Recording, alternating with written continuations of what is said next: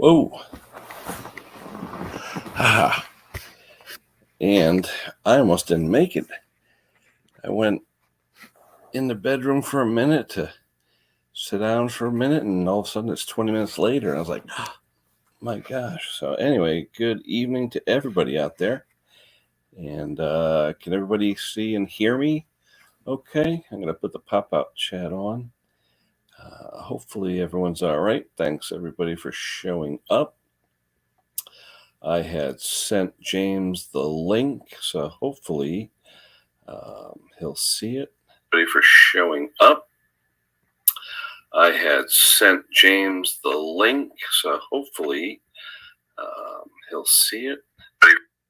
Okay, there's the pop-out chat. Okay, I can see everybody there. Let me scroll up and see who we have here. Hopefully everybody can see and hear me. I know, man, all my friends in the UK are, I'm sure, sleeping, but that's okay. Ross Fioras, hello. Zombies here, hello. Motion Blows Out Done. Rich, hello. Roger, hello. Yeah, the Yamaha inverter. That's why I wanted to do this video, Roger. After that Yamaha inverter video, there were a lot of questions, and people were like, talking about inverters and things like that. 9:05. The reason it was 9:05 because James is usually tied up till about 9 o'clock. You know, he's got kids, family, things like that. So after 9 is usually a good time for James. So I let him pick the time because it doesn't really matter to me, although our friends in the UK are all in bed by now. So who else we got here? Gulf Coast, good evening. How are you? Who else we got here? Rusty Rooster, always a pleasure. Will, I may have a second lawn boy for you, Will. I gotta look in the basement, but I do have a second one. Let's see, who else we got? Jamie O, hello, good evening. Rusty Motor Coach, hello, how are you? Who else? John Clem, hello, John. Jeff Skews, hi, Jeff. Catch a Cow, hello. Newen, hello. Let's see, I think Joe Ortiz, Galveston, Texas, hello. I think that's everybody. Just waiting for Jim to show up. Markham, Ontario, Canada, hello. Yeah, I'm hoping maybe our friends from Canada, Bruce and Steve Small Engines, maybe they'll show up because they're 2 and 3 hours respectively behind us here on the East Coast. What else we got? Doug Jones, hello. Tommy Hanlon is good. No, they fold up, Will, but the other one, it needed a coil. It's a self-propelled one, and I do have the coil for it, but I'm just trying to make some space in the basement. So if you have room, you know, you're welcome to have that one as well. Hey, William, how are you? Yeah, like I said, the link went out to James, and hopefully look on my phone and see if hopefully he got everything and we're good. Let me see if there's any other. Nope, no more messages. So hopefully James had the link and there he is. Cool. All right, James is there. He'll get all situated and then we will be online here. The way this is going to work, basically, guys and gals, everybody always wants to ask James questions about generators and things like that. And I figured it would be cool to have a live stream. We've done two live streams before where James comes up. He'll be next to me, you know, him and I will both be in the studio, and you can ask questions in the chat. And the standard rules that always apply in the chats, no all capitals unless it's your channel name or someone's channel name, and basically, you know, language, things like that. Just basic rules. I mean, usually everyone in my chat is good. If it gets unruly or if there's trolls or anything, I do have controls to go in there to shut off different people. Right now, I don't have anything turned on as far as, you have to be a subscriber or this and that. There's different rules you can do with the chat. So this way, anyone who's a subscriber to me, a subscriber to James, right now, you don't have to be in the chat. That way, people that aren't subscribers to us have the chance to chat and can ask questions. But if it gets unruly and it turns out, people come in and start playing nice, not too nicey, I will put on some of those filters. But at this point, anyone has a question, anyone wants to ask James or myself or anything about generators, small engines, whatever, feel free. Let's see. Well, what do we got here? Let me see if the StreamYard chat is working. Hold on. All right. Oh, there's James in the basement. Hold on one second. There he is. How are you doing, Jim? Good. How you doing, Ken? Good. Hanging in there. Thanks for showing up. Thanks for having me. Yeah, I figured after the inverter video, I know there was a little bit in there. I got a few emails from people saying, Kenny, I thought you know about generators. Well, I know a little about generators, and I do know about electricity, but I'm amazed sometimes when I see you go in there and say, well, these two wires are for this and that. That's where I get lost. Sometimes you go in there and say, well, this go to excite this and this goes to do this. It's like, it's not that I don't know what things mean. It's just that without a diagram, I can't just point at a yellow and red wire and say, oh, those go to this coil and that excites this and that does that. So that's where I get a little confused, Yeah, understood. I mean, a lot of people have the same issue. And I mean, this one I was kind of lucky on because I did find a service manual at, probably 2/3 of the way through that video. And Yamaha service manuals are actually really hard to come by. Usually they cost money and they're very good about not letting their stuff out unless you buy it. But this manual was right out there after I ran a Google search. Search for Yamaha, whatever PDF, or how'd you do it? Yeah, Google works very well. You just search for the name of the generator and then you do file type :PDF. So that way you get just the PDF matches. And there were a few things that came back. I mean, there was a diagnostics manual that was like a very generic manual that covers just all their inverters kind of in theory. Like if this is happening, do this. So it gives you a lot of things to think about. And even today, the comments I got, there's a lot of things, I shouldn't say a lot of things, but there's things I didn't try and things I can still try to kind of fix that issue. Yeah, you have a large gambit. I mean, you're of what, 45,000 plus right now, I think, subscribers. And you've got the gambit of subscribers, probably anywhere from, a 9-year-old boy to a retired physicist at MIT who knows more than us combined, and sometimes you get the comments where people are either trying to write a book or they want to debate you, or it runs the gambit, Yeah, and that was my hope on this one. Like I didn't want to do anything rash and just dig into it. When it comes to circuit boards, soldering, I'll be the first one to admit I do not do a good job, and I've gotten a lot better, but my tooling is still, the stuff you'd go down to Home Depot and buy. Like it's not high quality equipment to do this type of repair. So, that's something I want to put the brakes on, get some ideas, and then most likely I'm going to have to upgrade the tooling a bit and try to tackle that inverter. But, I think it is the inverter that is bad on that, but there are other possibilities too still. You were talking about that inverter. Those of you that haven't seen this video, James's last video was a Yamaha inverter generator that actually his friends or connections at the dump offered to him. They actually contacted him and said, hey, we got this thing. You want it? And I was like, that's pretty cool to have them call you. Usually at my dump, if something like that happens, either it's gone or one of the guys from the dump just takes it, Yeah, I've been lucky that way. I mean, I'm back to work now. Like when I was home, due to the pandemic, it was easy to buy and pick up this stuff, and now it's hard. So thankfully, I still have a few connections that are coming through to help keep the equipment coming, because this stuff, it goes fast. And if you're not ready to jump on it, someone else is going to grab it. I love the fact, too, that some of your subscribers will actually offer you equipment and email you and say, hey, I got this or I got that. So that's pretty cool. Yeah, no, I have a video. Actually, it's funny. I've already completed the video. I haven't worked on it yet, but a subscriber reached out with a generator that wasn't making power and offered to sell it to me, at the broken price. But, stuff like that's helpful because then I don't have to worry about grabbing it in the next 30 minutes or it's gone. He Yeah. actually met me. We met halfway. It really helps a lot when people are willing to meet you and not sell it to the other guy.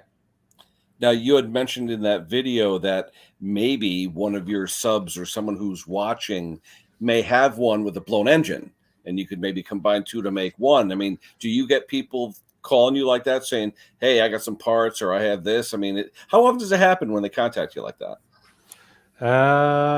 It I don't put it out there too often. So I think the last time was a Generac. I needed a valve retainer that was long discontinued. So I put a community post out there saying, hey, does anyone have a Generac 4000 XL? I need a part from it. And no one had one. I shouldn't say that. No one offered the part up, but they did have some ideas. And ultimately, that's what I ended up going with. And so it is helpful. I mean, certainly when you hit a crossroad like this, where it's like, that's an easy repair to fix the inverter, but the cost of it makes no sense to do it. But it's not to say, I'm sure there's hundreds, if not thousands of them sitting in the trash somewhere because they have a blown engine. There actually is one on eBay right now. I think it's $975. It has valve issues. It doesn't run. That's the asking price. Wow. So you were saying just that inverter was what, $1,500 for a new one for that model? That's the price. Wow. And you said how many, 6 iterations or something? I think that's 5 or 6. Wow. They've had those out for about 18 years, I think, that model. Wow. And the later revisions, as far as I can tell, I think the inverter would work, but this inverter, all the wires come out of the inverter and it has the connectors on the wires. The newer modules have a connector on the board, and the connectors are different. It's the same pinout, but you'd have to also buy like a wiring harness for the newer model, cut it all up, splice it together, and it would probably work. Now, you had made the comment in your video that the inverter was potted. So you mean it's actually potted in a compound, so you'd have to dig out or melt out the potting to try and figure out what's what? Exactly. Yeah, if this was not potted, it would be an easy fix. Oh, sure. 100%, Sure. Now, Joe Ortiz is asking the question, and those who have not been on a stream with myself and Jim, just give him a 2-second what you do for a living, Jim, just so he knows you're not an electrical engineer by trade. Databases, programming. That's what I do. Management. When I first talked to Jim and actually went over there and we were talking, and I was like, how the heck does this guy know all this crap? And you know what his answer was? YouTube. And in fact, if you look in his video, he put links out and answered questions. So, and in fact, I visited who's that first guy? Big something, or what's his name? Big Clive. Yeah. He had a live today, and I actually went on there. I couldn't keep up with it. There was 849 people in there, and it was like, blah, blah, blah, blah, blah, blah, blah. I couldn't keep up, Yeah. Yeah. There's a lot of great channels out there. I mean, those are some of the main ones on electronics that I follow. Yep. But because they don't talk specific to generators. And there was actually one generator I was working on at the time. I was a patron to Big Clive, so I thought I'd try that platform to ask him a question, and he responded and gave me some ideas. So it was it's nice to have those connections through YouTube. But just so you know, people, Jim is not an electrical engineer. Jim didn't work for Generac or anything like that. And just it's just amazing how, even when I met him, we started talking about monetization and different things like that. And Jim's like, whatever. And I'm like, but you're huge. And it's so unique of an individual and a channel where with Jim, in my opinion, it's just, just having some fun, enjoy tinkering and this and that. And it's just cool to see. It's just a down to earth guy having fun. And it's not, you're not doing it to make a living. You're not doing it. But I'll be honest with you, you buy something for $100, spend $100 and sell it for $5 or $6. It could get lucrative over time, but so it just seems like it's working out for you, It is. Yeah. And I didn't give this one much thought going into it, other than I wanted to just post some videos and show people what I'm seeing, because there weren't a lot of generator repair videos, and I was struggling to make the repairs because I didn't have really a YouTube channel I could go to get that information, or even you Google it. It's just very spread out, the information. It's hard to find. Sure. So I thought it would be helpful to record. And then, yeah, things are changing a bit, though. I mean, people are subscribing, which I never expected. Well, it's weird. We said to each other and to everyone that we've talked to as well, COVID created a new audience because people were at home now. They weren't working. They were online all the time. And I think once people in the coming year or so go back to work, I think you'll see a little bit less of an audience with the YouTube. But I think in the last year and a half, we've garnered a large following of people to different channels just because they know we're here, that I think without the COVID and people being home, they wouldn't know that. You know what I'm saying? People are watching Netflix and YouTube and things like that. I think the COVID thing helped out a lot of smaller channels become seen and popular and all that, you know?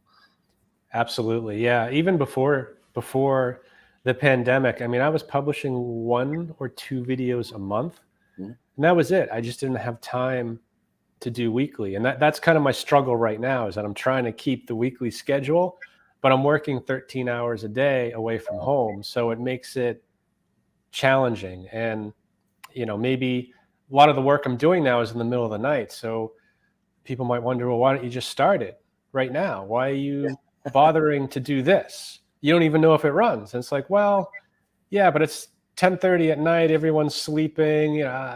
There's other things at play when making the video that people don't realize. And I don't advertise that, yeah, this video is made over 7 nights, but to you, it looks like it happens in one day.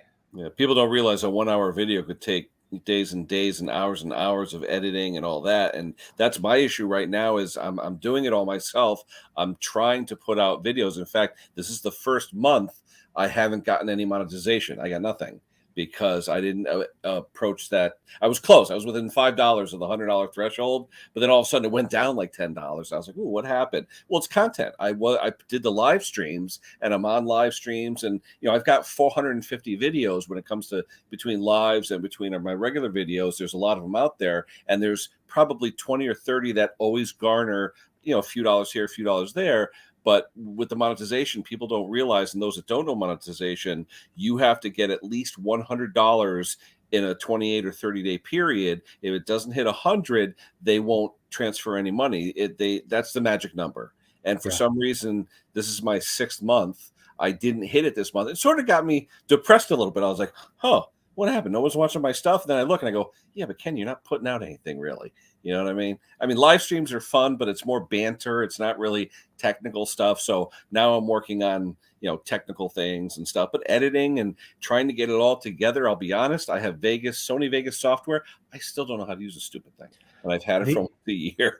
The editing is very, very challenging. I got to say, if I were to just repair something, I could do it in a fraction of the time. Just setting up the lighting, the microphones, the tripods, trying to get it right. And then you do it, and then you go back and you're like, oh, I didn't hit record, or the audio is ruined. So you have to go back and mess with it some more. It takes a lot of time. Are you using any special microphone though, like wireless mic or anything when you're doing it now? I started to a little bit, but I don't trust it. So I have another mic. It's further away, but worst case, you can still pull the audio if you need to. Okay. And I've been using a microphone that I plug into my old iPhone, right? So it's a lavalier, but it's not truly wireless. You have a wire going to a device recording it, and then you sync up the audio after the fact. Okay. Now, saying that, are you using the phone to record now, or do you actually have a camera now? No, I use the phone still. Okay, cool. Yeah, see, a lot of people think, oh, Jim Condon, 45,000 subscribers, he's got $1 million setup. No, he's using an iPhone. This is what I'm using. It's an iPhone. Exactly. So it's convenient, and I know a lot of people use like the big DLSRs, and the picture is excellent, but it's like, how do you get something like that positioned in a way that you need it for the shot? Yeah. It's just so big and heavy. Personally, I'd rather just not use a zoom lens and get this like right up close. And yeah, it's pretty good. Could it be better? Sure. But all right, I posted this question from William. Let's see if we see Mick has an inverter generator that powers up several different types of power tools, but won't power up his Makita drill. Makita is brand new. That's weird. Why wouldn't it power up something? Well, how many watts is the inverter, and how many watts is the Makita? Because some don't have a soft start, so when you turn it on, it's just full like a power. Circular saw, like a 13 amp circular saw or something. Right, it's either on or off. Yeah. And if it's like that, when you turn it on, it's going to surge to 2 or 3 times the watts. So if it's a 800 watt draw, when you turn it on, it might need 2,500 watts just for a few seconds to start. But if it can't get that, then it's never gonna start. And I actually just got a new well pump today because mine failed. But the new one I purposely got a soft start pump, because for me, that is the hardest thing to start. I only have a 5,500 watt generator for my house, and a well. See, that I'm amazed. I figured you'd have 20, 30 kW, you know? No, because I have an inverter generator, and the biggest one they make, well, they have a bigger now, but I have an EU 6500, which can only surge to 6,500. 5,500 is the continuous rating, which can do a lot. It can do almost everything, but not central air and the well. What's the well draw when it kicks? Ooh, it is close to the 5,500 watts for the surge. But then when it settles down, it's probably around 2,000 watts. Okay. After my daughter is just in the process of buying her first new home, or not new home, well, new to her. And the first thing we said to each other, no septic and no well. Because we have horror stories around here of people like, oh, we lost power, cold showers, things like that. Yeah, I've got both. That's why I need a generator. That, and I got a wife. Now, John Clem's asking, looks like a garage with a red tool chest. Well, you got it, John. Basically, I thought I was going to walk into a movie studio or something. It's basically a garage. That's what it's a garage. It's a messy garage too. That's why I don't pan around too much, because it's just, you hit a point where it's like, just crap everywhere. Kids' toys, tractors, generators. Let's see. Oh, the chat is moving on me here. Hold on.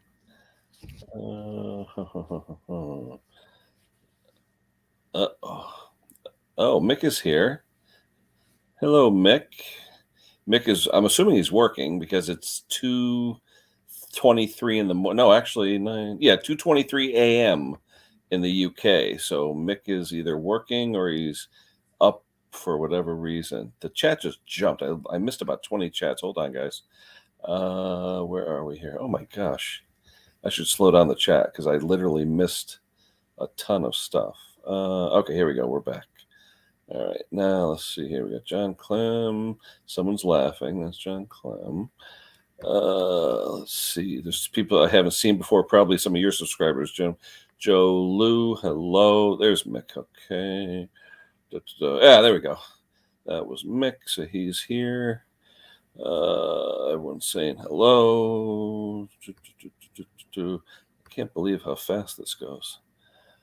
There's so much stuff. In fact, that generator that I have, that 7500E, the GP 7500E, the one that was spitting out the intake, I still have to work on that because I drained everything. It's just still sitting in my garage for the past year.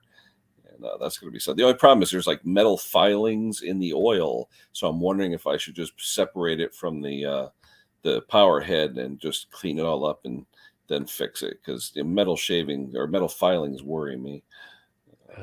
Yeah, it's never good. Yeah. Especially too, that one doesn't have an oil filter, so no. Put a little wear on the engine. I think I'm getting caught up. Give me 1 second.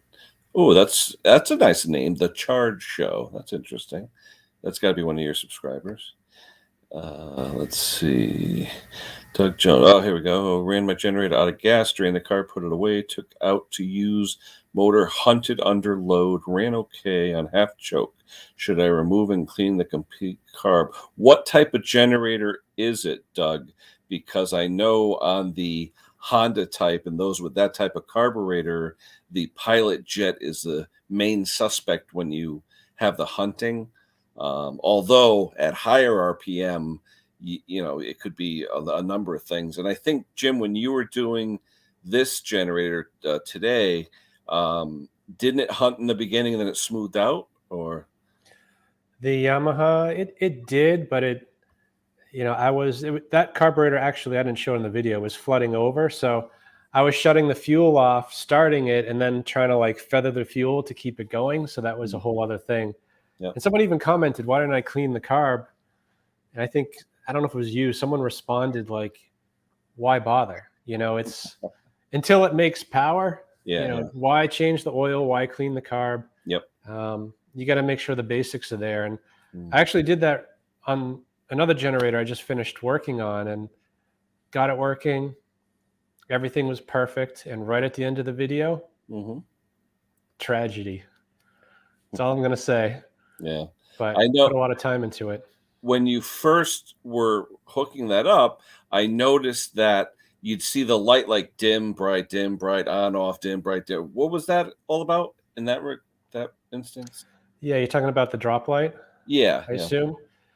Yeah, I mean, that's just a symptom of what's going on. I guess the thing that surprised me is that it couldn't do anything with the space heater. It couldn't even turn the fan. That's right. Yeah. So someone suggested that it might have been DC coming out, because a light bulb would still light.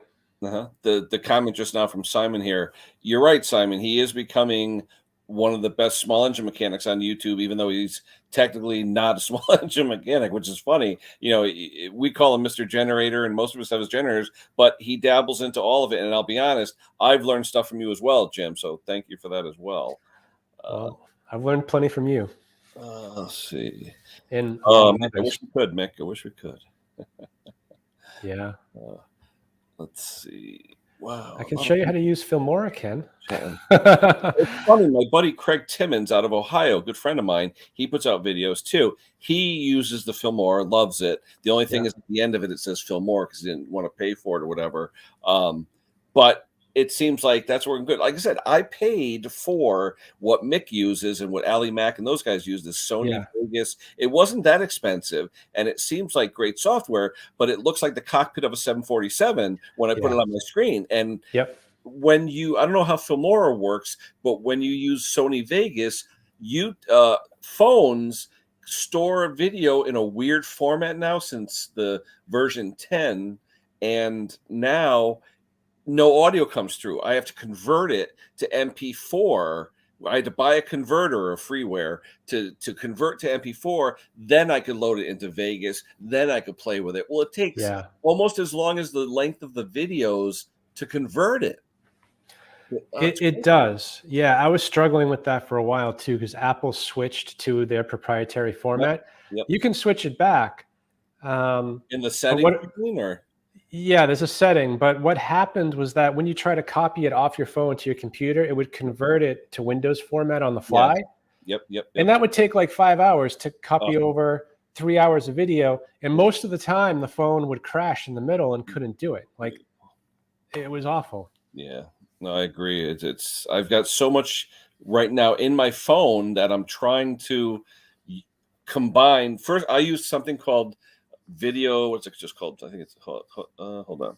It is called Video Shop. It was a freeware that I downloaded, and I use that to combine all the little videos on my phone into one. And you could put captions in and stuff like that. But what I haven't mastered yet is trimming videos where, okay, I'm walking to get my wrench and it takes me 6 minutes. I want to cut that out. I haven't mastered that yet. And I don't want to put that in the video because people get pissed and they say, well, do you leave it all stuff in your video? I don't want to watch. I said, well, there is a fast forward button, but you want to make it convenient for the viewer, Yeah, exactly. And it's funny you say that, because the video I published today, I was watching it, the final edit, just watching it.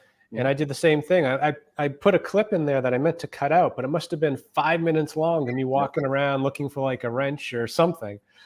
Oh my God.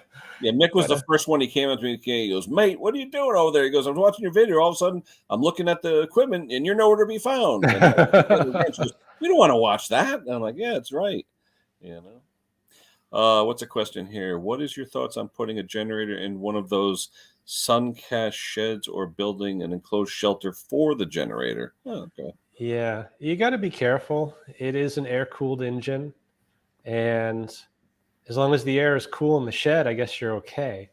But it doesn't take much to cause the engine to overheat or to get vapor lock. And a lot of people don't realize this either, but the generator also has a fan on the rotor, and it has an air intake and an air exhaust. So you have to keep cool air going both into the engine and the generator head, or else something's going to fail sooner than you'd like it to. Mm. And I know around here when we lose power, and it's not that often around here, but people steal generators. And I know a lot of people want to lock Yeah. them in a building or something, and that's fine. But I've also seen videos where people will put fresh air intake grills on and exhaust. I mean, you did one on using, I think it was like an automotive exhaust or something, Jim, to try and quiet it one time. So there's different Yeah. methods to do things like that. Yeah, that was one I bought like that, and I cut it off. I couldn't sell it. I mean, I didn't even try. I figured, who's gonna give me fair value for that? You know, it didn't look great. Yeah. There's a, I guess, William, here's an answer to that question you had before. Okay, Mick saying it's an 1800-watt generator with a 720 so grinder. yeah, so when you turn it on, Mick, it could go 3 times the 720. And if it's an inverter generator, is 1800 the surge or the continuous? But even if it's the continuous, it still could be pushing 2100 watts to turn it on. There's Andrew. Yeah, Andrew, I just saw your video today. He put out one about a generator out there in the desert. He said he's got a lot of stuff on those. Yeah, there's tons of them out that way. His was bad gas though, so it wasn't too bad. He had one. I guess a lot of companies are putting out those dual fuel ones now, and that's what Andrew was working on. One that was already rigged up for propane and gasoline. So that was pretty interesting. Where you don't have to pay $100 for the kit to Yeah, with it. yeah. There's a lot out there now, like Duramax especially Hmm. sells a lot of those. Yep. I never get them though, because I guess people just use it on propane and Hmm. keeps working. Wow, a lot more in the chat here. Holy cow! It did it again. I got to scroll back up to find. Oh my gosh. I just lost not lost, but I had to scroll to like 30 different chats. You had mentioned in the video a propensity for what was the generator? What's the model? Storm responder, I think, because you said it's like the simplest form of generator. Can you explain that? Yeah, I guess there's a lot of reasons for, I guess, that comment because, I mean, technically brushless would be a little bit simpler, but the storm responder, the generator, and the engine, they're very easy to work on. They're simple in design, meaning, storm responder only has a bridge rectifier and brushes on the generator side. And on the engine side, I mean, it's a very simple engine. There's no, there should probably be an oil sensor. It's a little too simple, but other than that, it's just a straightforward engine and generator and very easy to service and fix. Cool. Doug, if you can want to post it again, the chat is really flying. I may have missed it. If you want to post it again, I'll get to it. Let's see. Who we got here? Les. Hello, Les from Ohio. How you doing? I see a lot of my subscribers, but I see some new guys, and I'm sure that's yours, Jim. Guys that subscribe to your channel, welcome to everybody. I mean, if first time visiting my channel, check it out if you get a chance. I got some decent stuff, I think. In fact, I'm putting out a new series of where small engine mechanics screw up. Episode 1 is coming out shortly.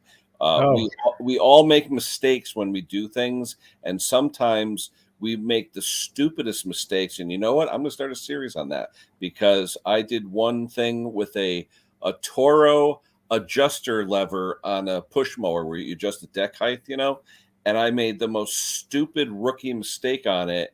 And people are going to look at it and say, you're an idiot. And yep.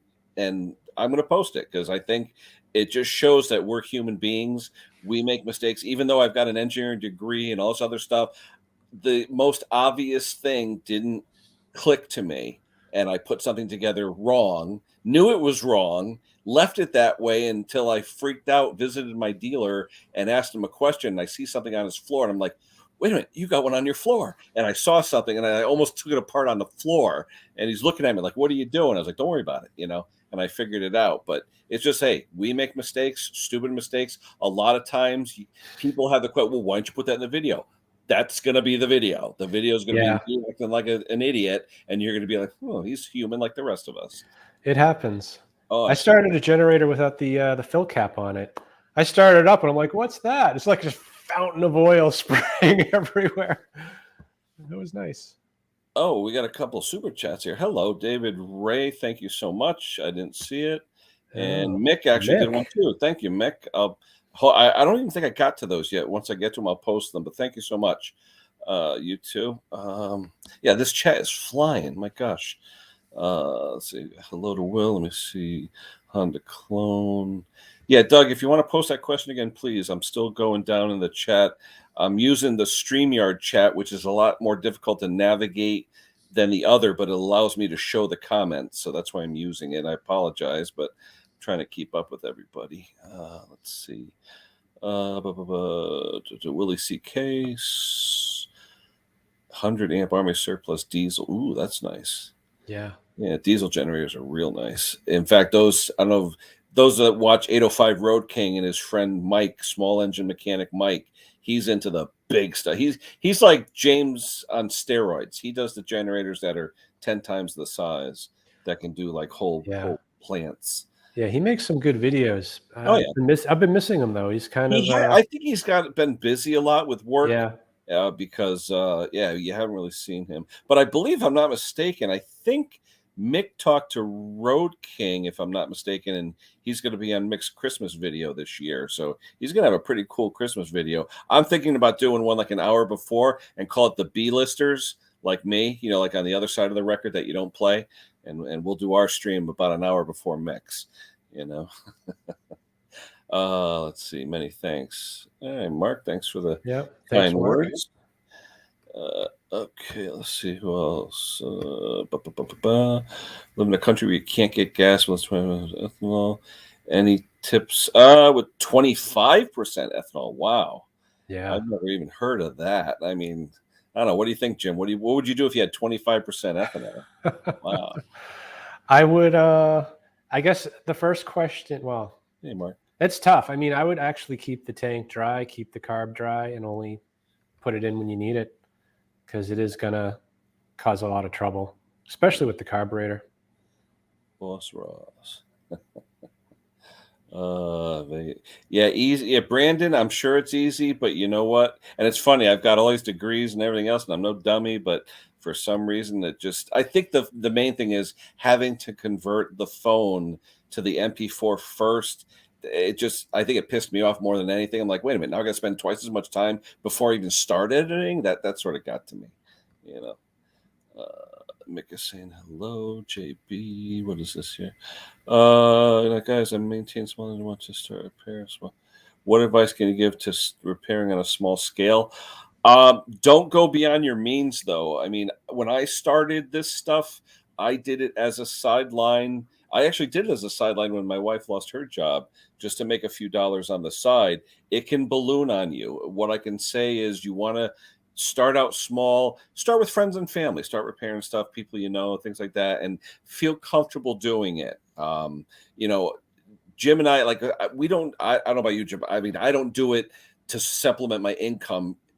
To me, it's coffee money, gravy money. It's extra, it supports my hobby is what it is. Okay. If I want to buy something, okay, I'll use the money to buy a tool. That I started it to help my income because my wife wasn't working, but now it's more, okay, if I want to buy this or buy that I'm into tools. I love tools. So if I see something I want, I'll use my YouTube money and not just support the channel, but help me do it. Not just the YouTube money, but just a small engine money. It started with me where I was in my driveway and a guy says, hey, I was driving by and I saw you're working on a mower there. Do you do that stuff? And I'm like, yeah. And all of a sudden, he started telling my other neighbors that I didn't even know at the time, and they start dropping stuff off in my driveway, leaving a note, say, "Oh, I'm at number 32 up the street. Can you fix my Yeah. Toro?" And it just ballooned from there. And I made the mistake. I put an ad on Craigslist one year when I was first starting. Oh my God. I must have got 100 people like, "Oh, I need this," and then they think you're a business, and it's like, whoa, hold on. So the biggest thing to you is take it slow. Start out helping friends, family, things like that, because it will balloon. And once word gets out, because I don't advertise, but once word gets out, I've got over 600 customers in my database that I've done over the years. I may not see a customer for 5 years. I fixed their equipment. Then 5 years later, oh yeah, you fixed my stuff the other year, and I'm like, no, it was 5 years ago. They bring it back and they think, oh yeah, I was just there. No, no, no, no. Take it easy, take it slow, feel comfortable in what you do. Make sure you have the tools to do what you need to do. Watch a lot of YouTube, because that's how I did it in the beginning.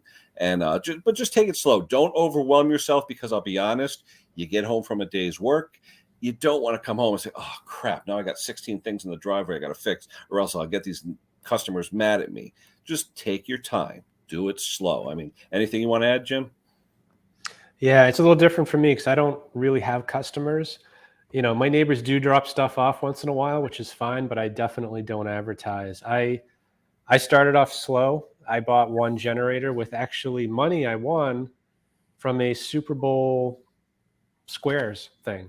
I got a couple $100, bought my first generator, sold it, then I could buy two, and then you take that money, you buy three, you buy a couple tools, and over time you kind of just gain the tooling you need, the experience you need, and if you want to advertise, or just word of mouth, I mean, it'll happen. But it's the same for me, Ken, as it is you. I mean, I do it just to get some extra money, some lunch money, some money for the tools, and money to buy more equipment.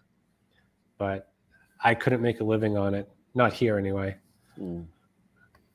Let's see. I'm trying to keep up. This thing is cruising. A lot of people. I mean, a lot of people saying hello, but didn't know Steel made generators. I don't know if Me neither. Steel makes the generators, though. What do you think, Jim? Do you know if they actually make those? I doubt it. They're all Honda clones for the most part now, Yeah. with different branding. Mm-hmm. Yeah, I mean, Steel even makes vacuum cleaners, but they're not Steel. I mean, they're Nilfisk, and they just put their name on it. Yeah, they have Caterpillar generators. Yep. Honda clone. Oh, Of course, yeah. the Caterpillar, I don't know if they still do. I mean, of course they make generators, but they're the big industrial generators, not the home backup ones. Wow, I apologize, guys. I am so far behind. When I announced those super chats before, I'm still not up to them yet. That's how many comments are in here. But I want to get to all of them if I can, because there's a lot of good comments here. Jack Hammer, looking forward. Just clean the carbon, replace on a power washer. Runs well under flow, but surges when not.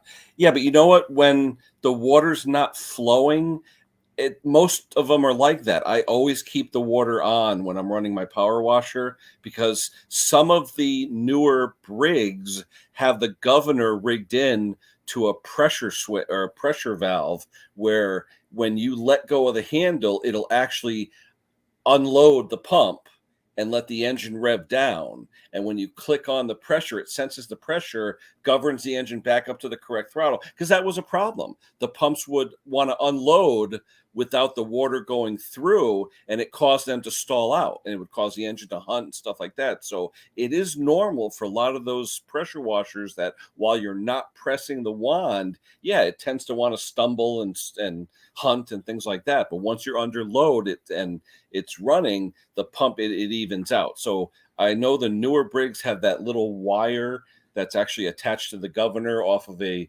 pressure valve. So when it senses pressure, it actually pushes that governor to the correct RPM. I don't know what model you have, but Honda engine, they will do that because it's the pump. It's the way the pump is designed. It's designed to be running. It's not designed to. It's like you're deadheading it, and when Yeah.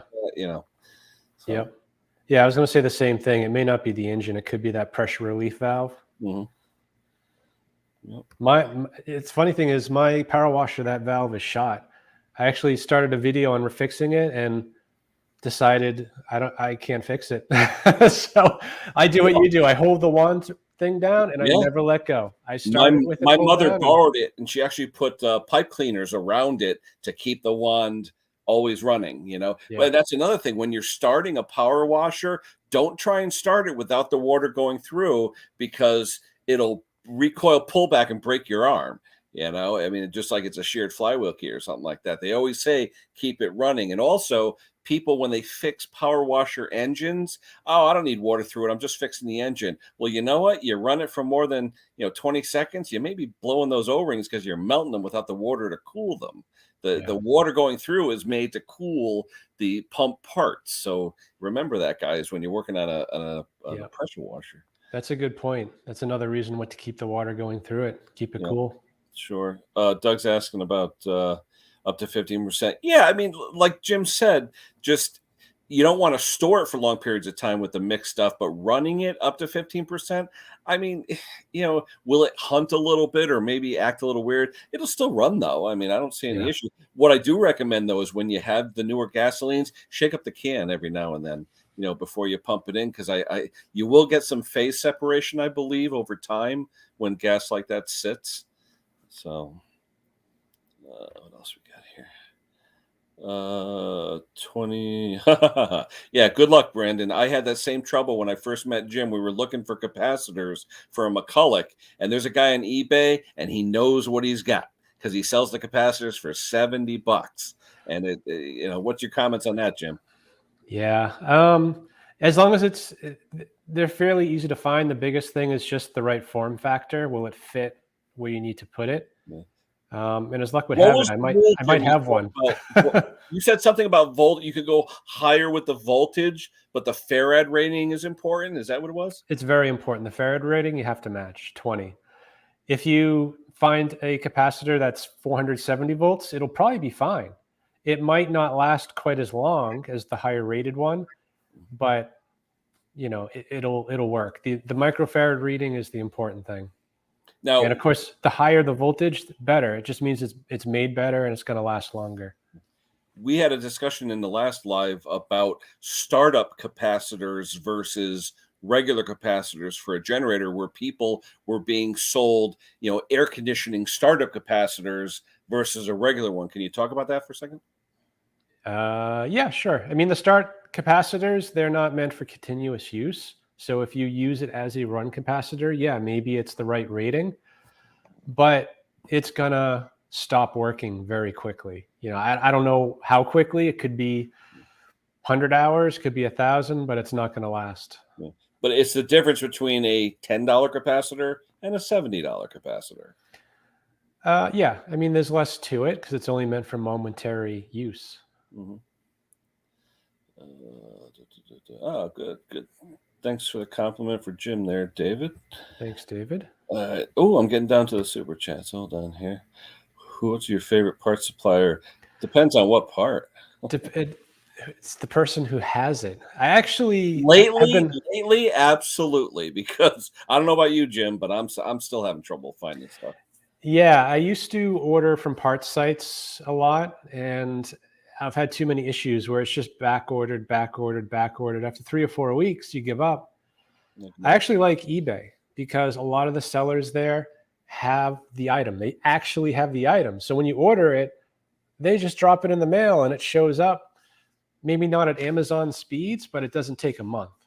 And usually the prices are good too. So I do recommend eBay, but for some specialty things, you have no choice. You just Google it, find who has it for a reasonable price, and get it from whoever has it. And if no one has it, then it's going to be weeks or months before you see it.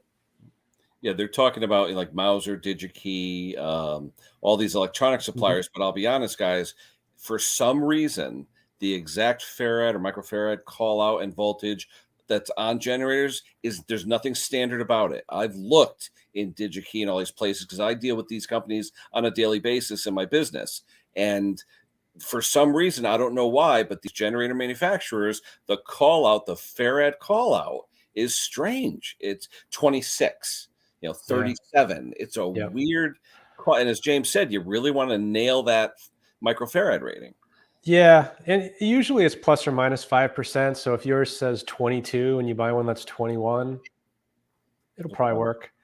And just going back to that comment too a few ago, I just used Mauser for the first time, and I was very impressed.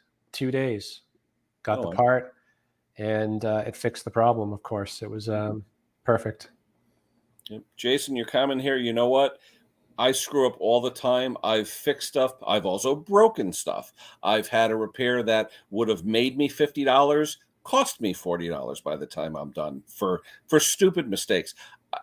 Just you never think someone who's done it for a while would do this. I remember probably 5 instances where there's no oil in the engine, and I know there's no oil in the engine, and I still start it and say, "Oh crap!" And after 3 seconds, I shut it off. Pray to the gods that I didn't Yeah, ruin anything. Fill it back up. But now what I do, if I remove oil from an engine, I have wire tags, and I put the wire tag with a big yellow thing, no oil. yeah, Okay. And I make sure, because that's the yeah, easiest way to ruin your day. And especially if it's, a $3,000 John Deere rider. Okay. I mean, you really, that yeah, the best advice I can give everyone is, and whether you're fixing it, not fixing it, check the oil always. Every time you use a piece of power equipment, check the oil, because someone could drop something off at your house. There's no oil in it because they drained it out to be a help to you.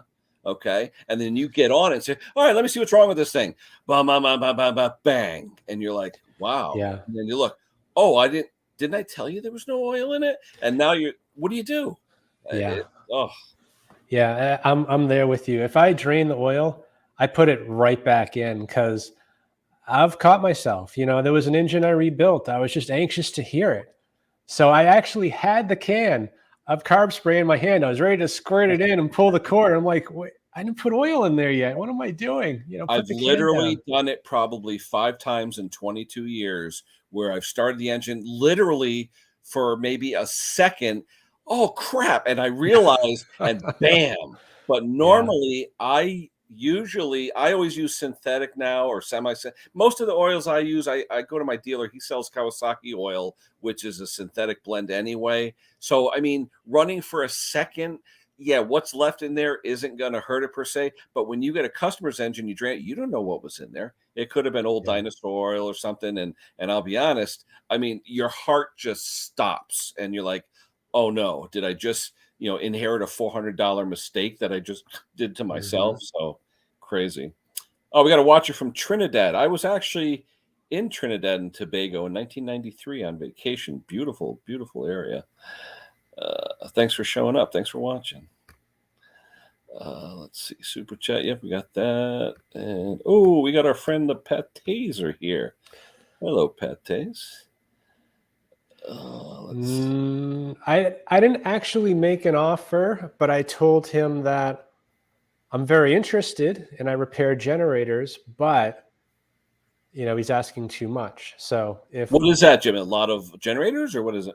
that was the link I sent to you, Ken, I think as well. Maybe I didn't, but someone posted 3 generators, very nice generators, Hmm. and I think it's a trash pump, right?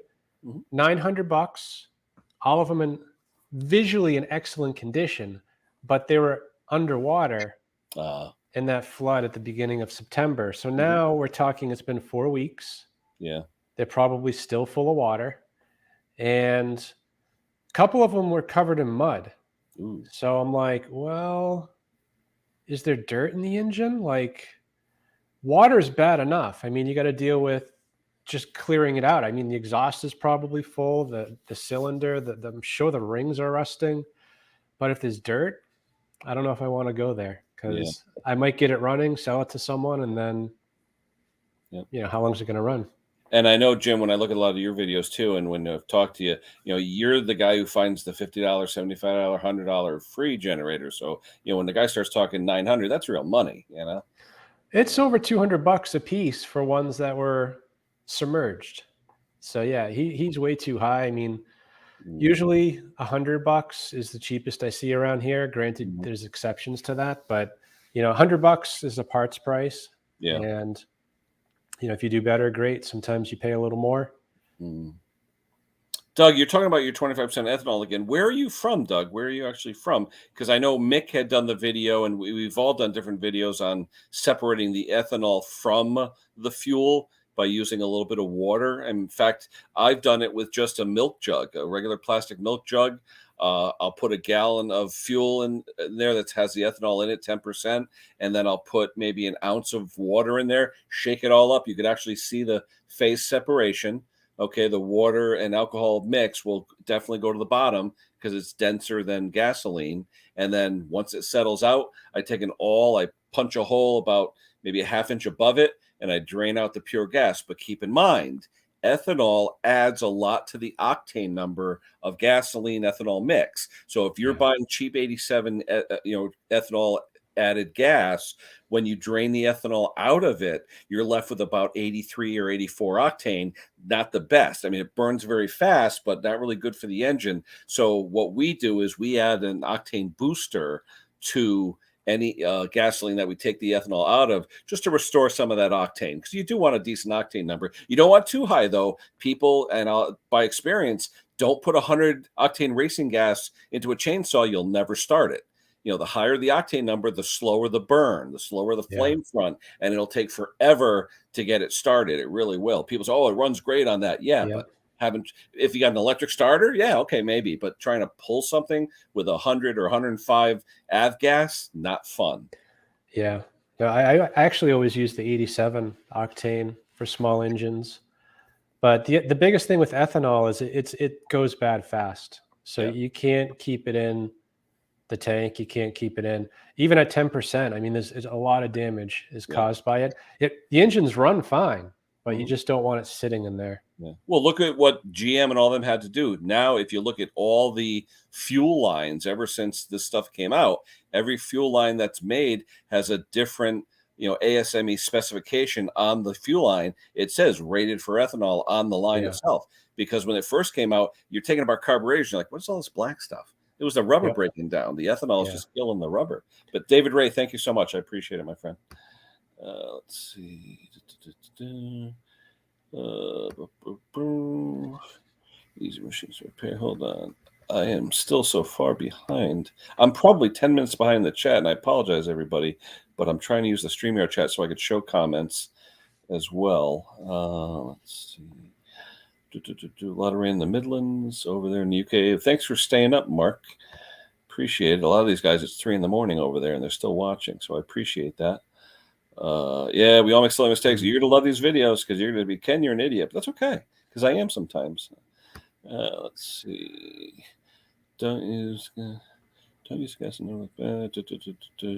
Yeah, definitely. I let gas after a month. I throw it in my truck because I don't trust it. Yeah, I do the same, but every 6 months. I'm not as diligent, but I've never had a problem. But if you let it go more than 6 months, Oh well, yeah, more than a year, you're guaranteed to have trouble, but six yeah. months is plenty long enough. Yeah, I wish I had a nice couple of jerry cans because they said it's the best thing for gas is to store it in a metal container because the plastic containers with ozone and everything else will leach, leach the octane out of the fuel, things like that. So let's see. So it'd be better to get a Gen tent for snow. Yeah, I mean, yeah, if you have a cover to protect it from direct moisture coming Yeah. down on it, sure. Yeah, that's a very good idea. I Yeah. actually use a piece of plywood strategically placed across the top just to make a roof.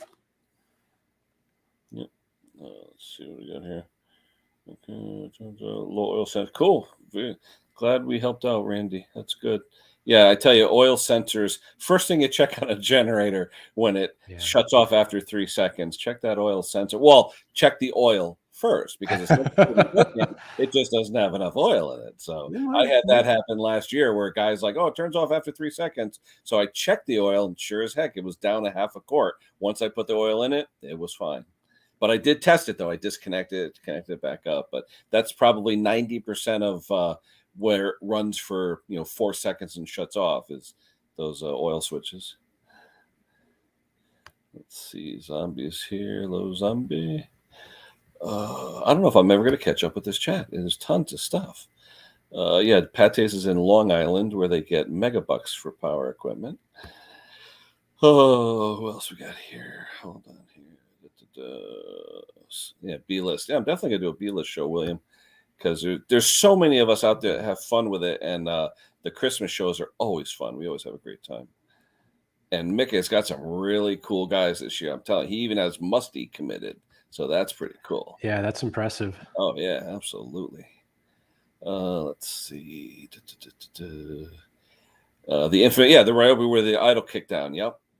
The thing, I don't know if it's just Ryobi, but I noticed all the ones that I've seen with that idle kickdown for the governor is they're Briggs engines. Every one of them is a Briggs engine, and it's got a cable running to the unloader valve area where it senses pressure, and boom, it kicks up the throttle. Because otherwise, it just customer brought it to me. He goes, "This thing's running like crap." Well, the thing was, he would have it idling and the valve for that kickdown for the governor wasn't working properly. So it was hunting like crazy. So finally I looked at it. There was an actual adjustment, a distance adjustment on that cable where the valve turns it on and off, pushes it on and off. It just needed to be adjusted. It was something simple. But I had never worked on one of those before. I actually had to go online and find it in a Briggs manual. It showed it, and I was like, wow, that's interesting.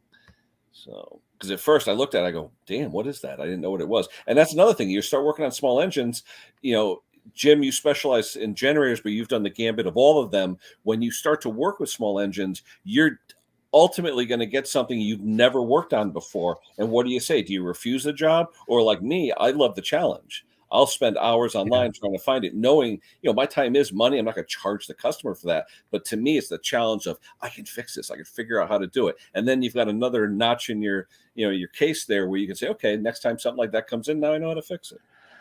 Exactly. I like the challenge. I mean, there was one I just did. I haven't published it yet, but the manufacturer said the part's no longer available.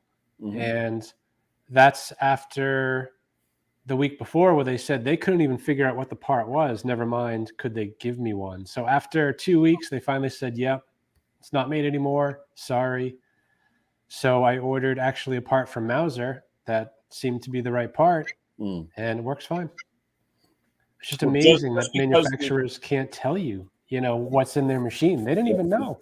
Yeah. They couldn't find the diagram. Oh, no kidding. Yeah, well, it was one of those companies that was acquired by another company, and then you lose all that intellectual information, and no one knows anything anymore. Was saved 4 immediate families. Their generators failed or didn't start at my shop. Yeah, yep, absolutely.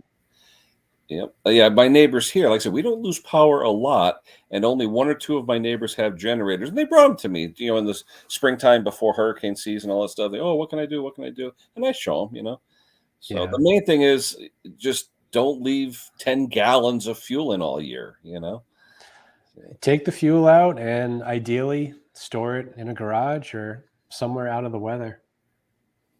And it'll last. I mean, they're not used that much here. That's the problem. People just don't use them. They'll shove them outside, forget about them for 10 years. And absolutely. Yeah. How many have you gotten on your videos, Jim, where the tank is so rusty? And you did the one, I think, where I think you were pressure washing everything because it did look so rotten.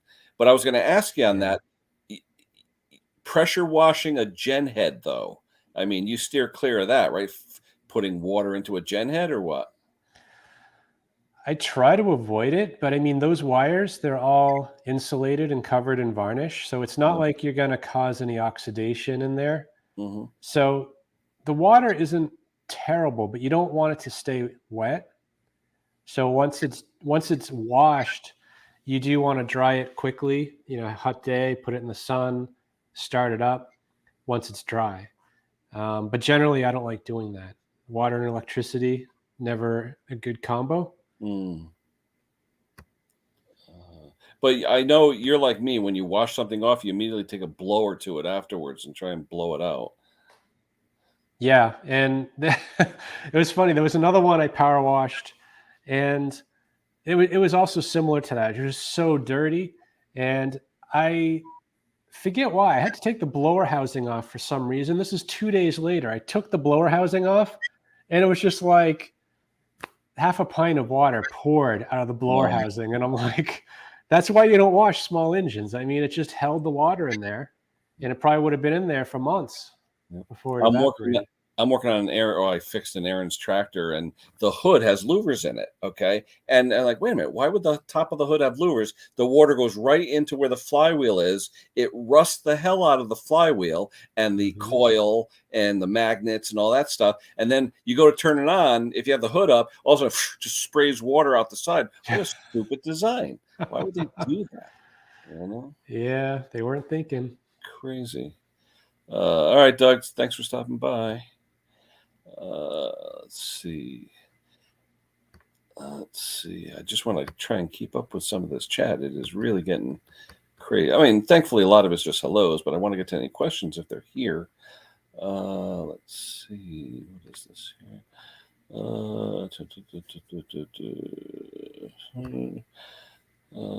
eBay. Yeah, eBay. I've used eBay a lot. It's funny. You talk about, they don't make the part anymore, but the parts are out there. They made 2 million of the parts. So it's out there somewhere, whether it's eBay or a shop that has it in their old inventory. Most of the time, it's trying to figure out. What I'll do is I'll go on to say e-replacement part, and I'll look and I'll see if I can see a part number on a bearing or something. Because it's what I do every day at work when working on machinery. If we have to fix something, a lot of times the OEM is not going to tell you what the part is because they want to charge $150 for a $3 part. So you have to be a little bit of a detective with small engines, and if you can't find an IPL or parts list or anything like that, you got to be a detective. Exactly. The part's out there, and it's just a matter of maybe it's not out there by the part number that the manufacturer gives, but it's out there, and you just have to dig. Propane conversions. What do you think, Jim? Yeah, there's nothing wrong with it. I think you just have to be careful because propane, it's a little bit, I don't want to say it's more dangerous than gas. I mean, gasoline's pretty dangerous. Was it more volatile or? No, there's less energy. Actually, I think gas, you lose horsepower when you convert to propane. So that's something to keep in mind. If you have a 5,000 watt generator, it might be 4,500 watts on propane. Propane too, I've heard, is kind of the opposite. When it runs lean, it actually runs cool. And when it runs rich, it runs hot. Oh, so, I don't know if there's adjustments on that, but you might get a baseline or kind of monitor what your engine temp is, because you may not know, if it's putting too much in or not. It might sound fine. I know a lot of people want to convert to natural gas that they have in the ground, coming in for their gas. Just be careful with that. You have to have the correct regulators and the correct gauges and everything else, because the pressure, what is the unit they use for that? Water. I think it's water, inches of water column for gas when you're plumbing with gas, because it's sub PSI. It's decimal PSI when you talk about what you regulate down to go into a propane. They don't even call it carburetor. It's a mixer. It's actually called a mixer for your engine. But just be careful. Propane and natural gas coming in the ground, the pressures and stuff, just make sure someone who knows what they're doing, or you buy a kit made for that particular application, because the regulators are very important with that stuff. Are you still there, Jim? I think you're frozen on my screen. Are you still there? Uh-oh. Jim? Is Jim still? I lost Jim. Hopefully he'll pop up in a second. Sorry, guys. He should be back. Hopefully he'll be back in the basement. We got a lot of chat tonight. Oh, my gosh. 89 stabilizer. Yep. Mike. Hey, Mike, how you doing? James, I done it work. He just copied me. His connection just dropped. He just texted me. His connection dropped. It's all right. Hopefully he'll be back shortly. In the meantime, let me catch up with some of these chats. Done it work. All right, Mick. Have a good night, my friend. We'll talk to you soon. Let's see what else is here. Change the oil. I change it at least once a year, Ariel. At least once a year. I change it change it at the end of the season after you've used it. That way you're draining out all the oil with the acids and everything else, the byproducts of combustion. Change it out after the season so that way you have fresh oil in there to start the new season. Don't change it out at the beginning of this. Don't let it sit over the winter or whatever the non-use months are, because acids and everything else that are in the oil will hurt the engine ultimately. Okay. Let's see. Golden Power Mate. Oh, yeah. The Power Mate, there's tons of those out there, Will. Tons of those things out there. Oh, we're back. All right. I was looking at you. I'm talking to you, and I'm like, he's not moving. I don't know what happened. I'm even plugged into Ethernet, so not a Wi-Fi issue. Yeah. I'm almost caught up. That's pretty cool. Let's see. Sycamore. I never heard of that before. Sycamore generator. It's weird. You see all these Chanda clones and everything else. I used to see a ton of those champions, the yellow ones, at the dollar stores by me, but I haven't seen any of them lately. Maybe they're having trouble getting parts. Let's see. Watts and Hertz. Watts and Hertz are all set. Yeah. What's the problem, John, though? Did I not see it? Wait a minute. Let me go back here. Hold on. Give it a number. Yeah, won't put out any power. What to check, Jim, when it doesn't put out any power?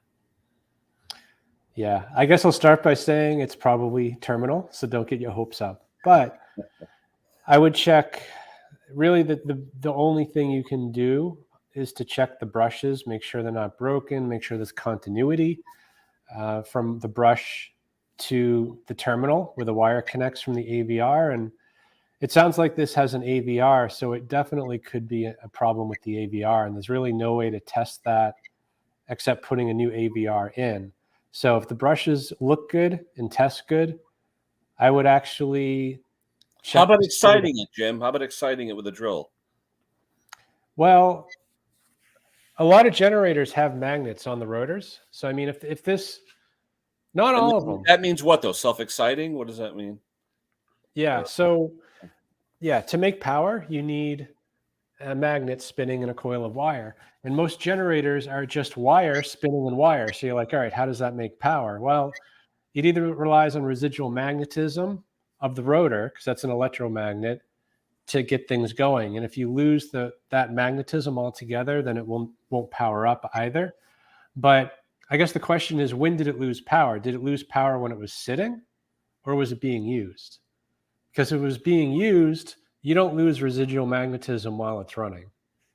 Something went wrong. Either the stator failed, the rotor failed, the AVR, or the brushes. Those are the only four things.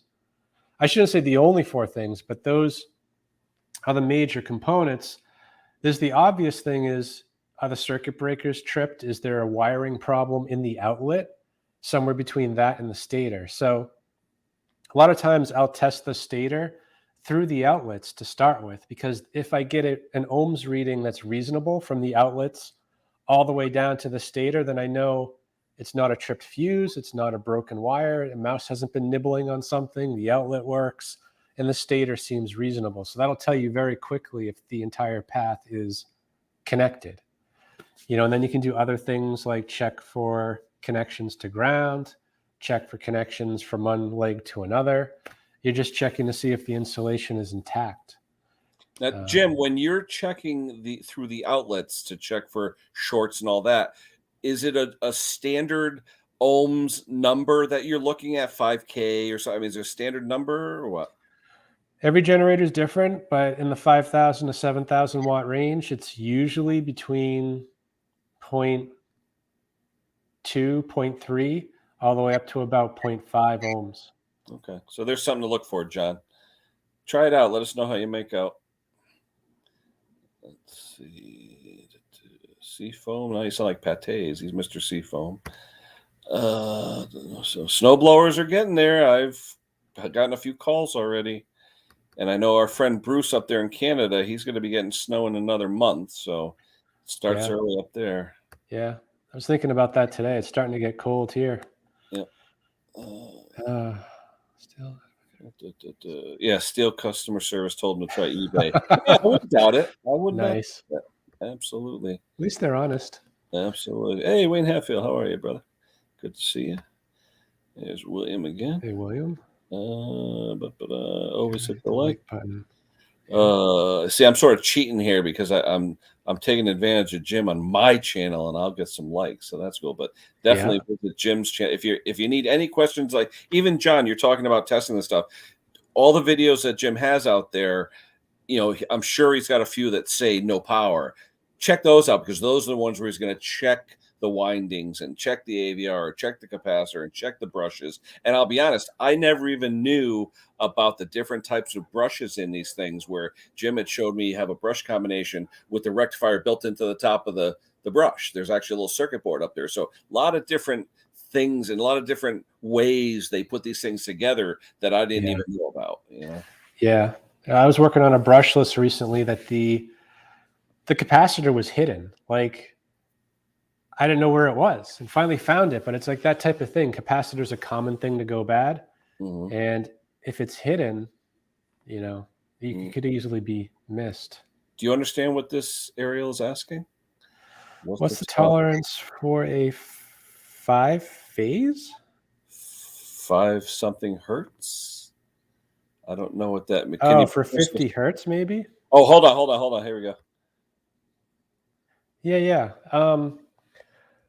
I mean, there's nothing set in stone. I mean, I do plus or minus 5% is fine. And that's based on what the utilities are allowed to provide here. It might even be up to 7% plus or minus. So if you take 50 hertz plus 5% or minus 5% on the voltage or the hertz, then that should be fine. So it's probably go up to 52 and a half hertz with no load, keep it above probably around 48 hertz. And same thing with the voltage. I mean, I guess it depends on where you are, because I think the UK is 240 and the rest is probably 230.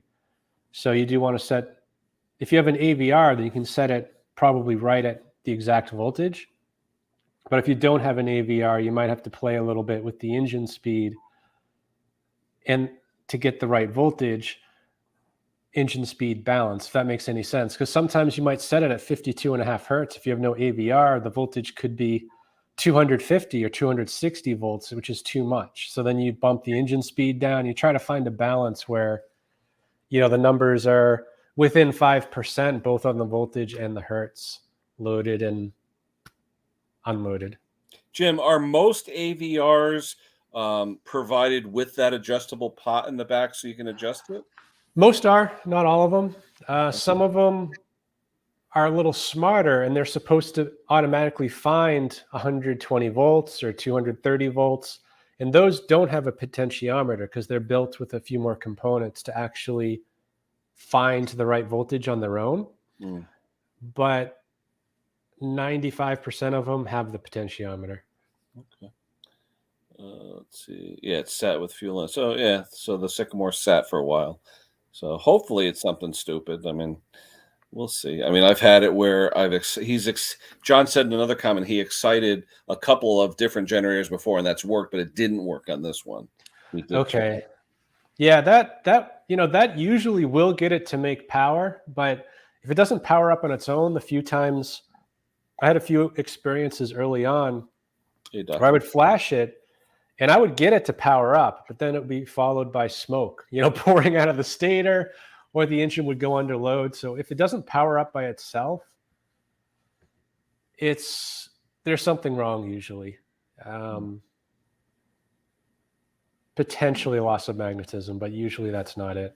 Yeah, worst case, John, you'll end up with some inventory of parts like Jim has. I was amazed the other day, Jim, when you were doing that one generator where I'll just grab another set of legs and wheels and axles. Yeah, I got a bunch laying around, Yeah, I'm about to put another one together, and I'm gonna build a new storm responder from parts soon.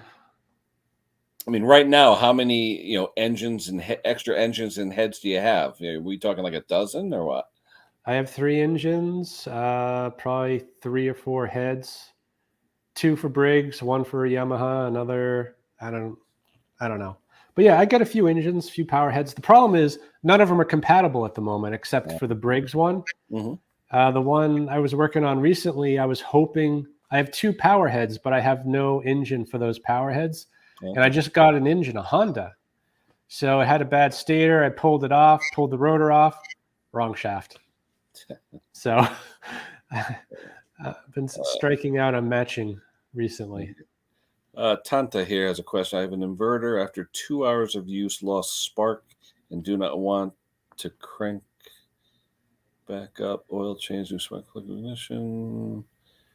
If you just lost spark, though, I mean, it could be, oh gosh, a number of things. I'm assuming, what brand is it though? Any particular brand? I'm assuming it's a clone type engine.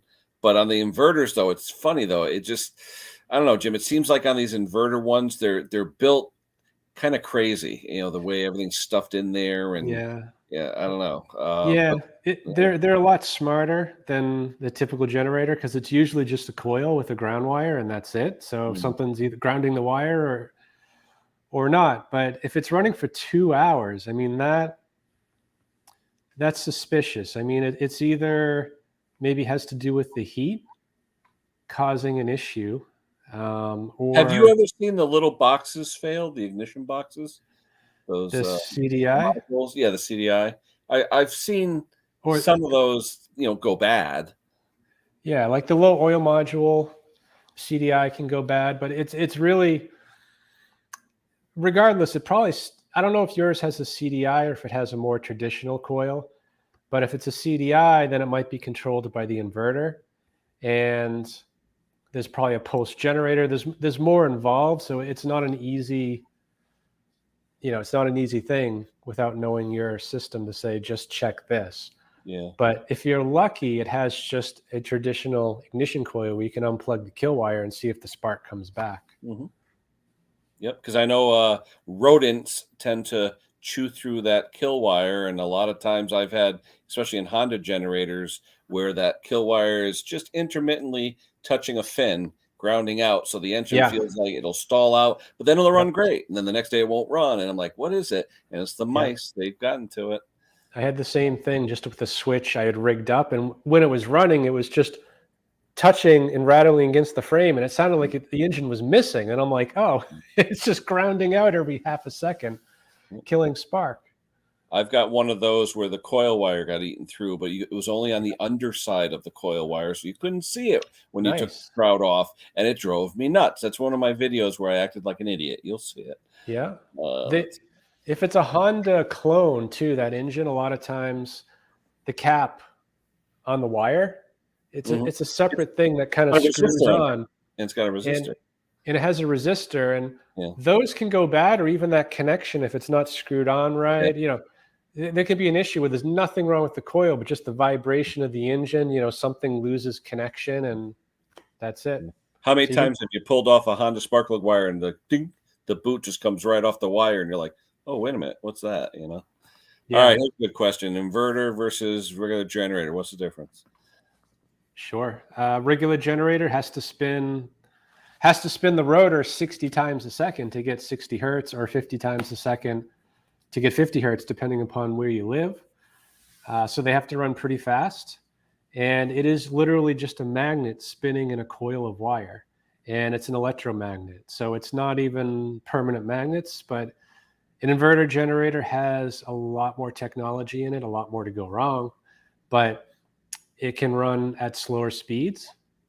It actually uses a stator with permanent magnets, so it can't lose magnetism. It creates a pure sine wave. It runs quiet, lasts longer. The engine will last longer because it's running slower, and it burns less fuel. So there's a lot of advantages to an inverter, but you're going to pay more. And then when it eventually breaks, you're going to lose more. So it's a matter of what you're looking for. But the inverters too tend to be limited to about 7,000 surge watts, 5,500 continuous. And there might be a bigger one now. So it depends on what you're looking for. So you're not going to find inverters, I don't think, bigger than that. Now, Jim, do you recommend, if people do have very expensive electronic devices, to use the inverter because of the pure sine wave, or what?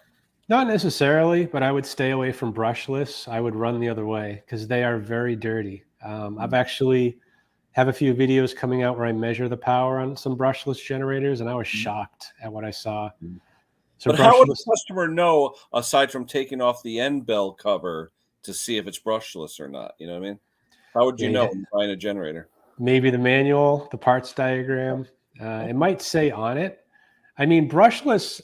Originally, I liked the idea of brushless because it's more simple and there's less to go wrong. Mhm. But you definitely that is very dirty power. Mhm. Brushed is cleaner, but brushes can get dirty and it can dirty up the power. Also, AVRs help, but even a brushed one without an AVR isn't terrible. It's Mhm. still a lot better than brushless, I should say. Mhm.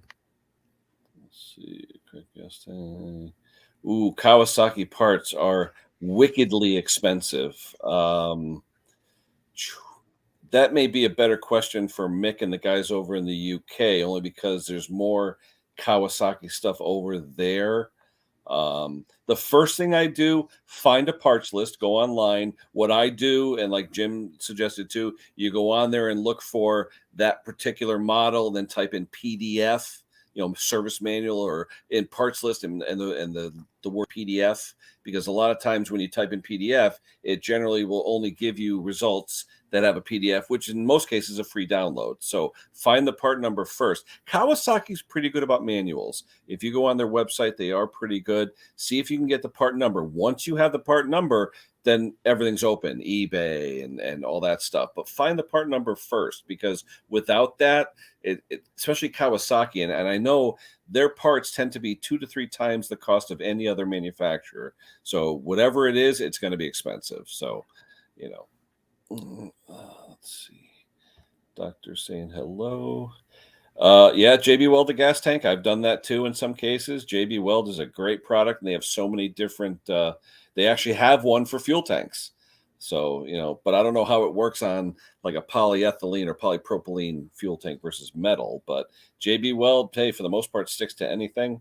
I've seen people use those kits from Harbor Freight, the plastic welding kits, where they give you the soldering iron with the flat blade on it, where you can actually use the wire mesh and seal cracks and stuff like that. So maybe that'll work too. Hmm. Hey, Sparky's here. Hello, Sparky. Good morning. It is actually morning. It is now 10, 11, 12, 3:30 in the morning. So thank you for being up, Sparky. Unless you have insomnia, and if that's the case, go to bed. But what else we got here? William, Power Horse. You ever heard of that? A Power Horse brand?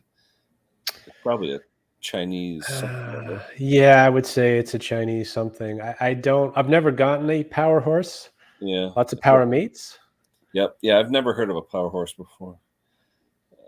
Let's see. John Clem, that's a tank you're talking about, Doug. I don't know. See, there's too many comments. I can't recall what the conversations are now. Dad, thinking about buying a generator next month. How should I tell him to break in the engine? Hmm. Yeah. Well, Ken, you probably got more information on this than me, but all I can say is small engines, most of them don't have oil filters. You don't want to keep break-in oil in there Hmm. for too long. You want it to be enough, I guess, to break in. And I would suggest using mineral oil, like non-synthetic, for the break-in. Well, the thing is not mineral oil or in what's the word? Not Break-in oil? no. But what's the word for it? Non-detergent. Okay, I wouldn't use mineral oil. I'd use non-detergent. If put it this way, the Yeah. engines coming from the factory have been run slightly to get the rings started to break in. The best thing to break in rings on an engine is non-detergent motor oil. That's what Kohler and Briggs and everyone recommend to run in your engine for the first half hour, because non-detergent will break the rings in faster because it lets the oil stay dirtier, so Yeah. everything will wear in the score of the cylinder and let the rings wear in. But if you look and see a Harbor Freight manual, what's ironic is Harbor Freight, when you buy one of the Predator engines, gives you a break-in procedure. They tell you to run it for a half hour at like medium RPM, then 20 minutes at a lower RPM, another half hour at a higher RPM. There's actually a procedure for it. But I'll be honest, how many people that buy small engines break them in? No, they run them. They don't. They No. don't. And keep in They mind, bring them home, they start it up, and they fully load them, and exactly.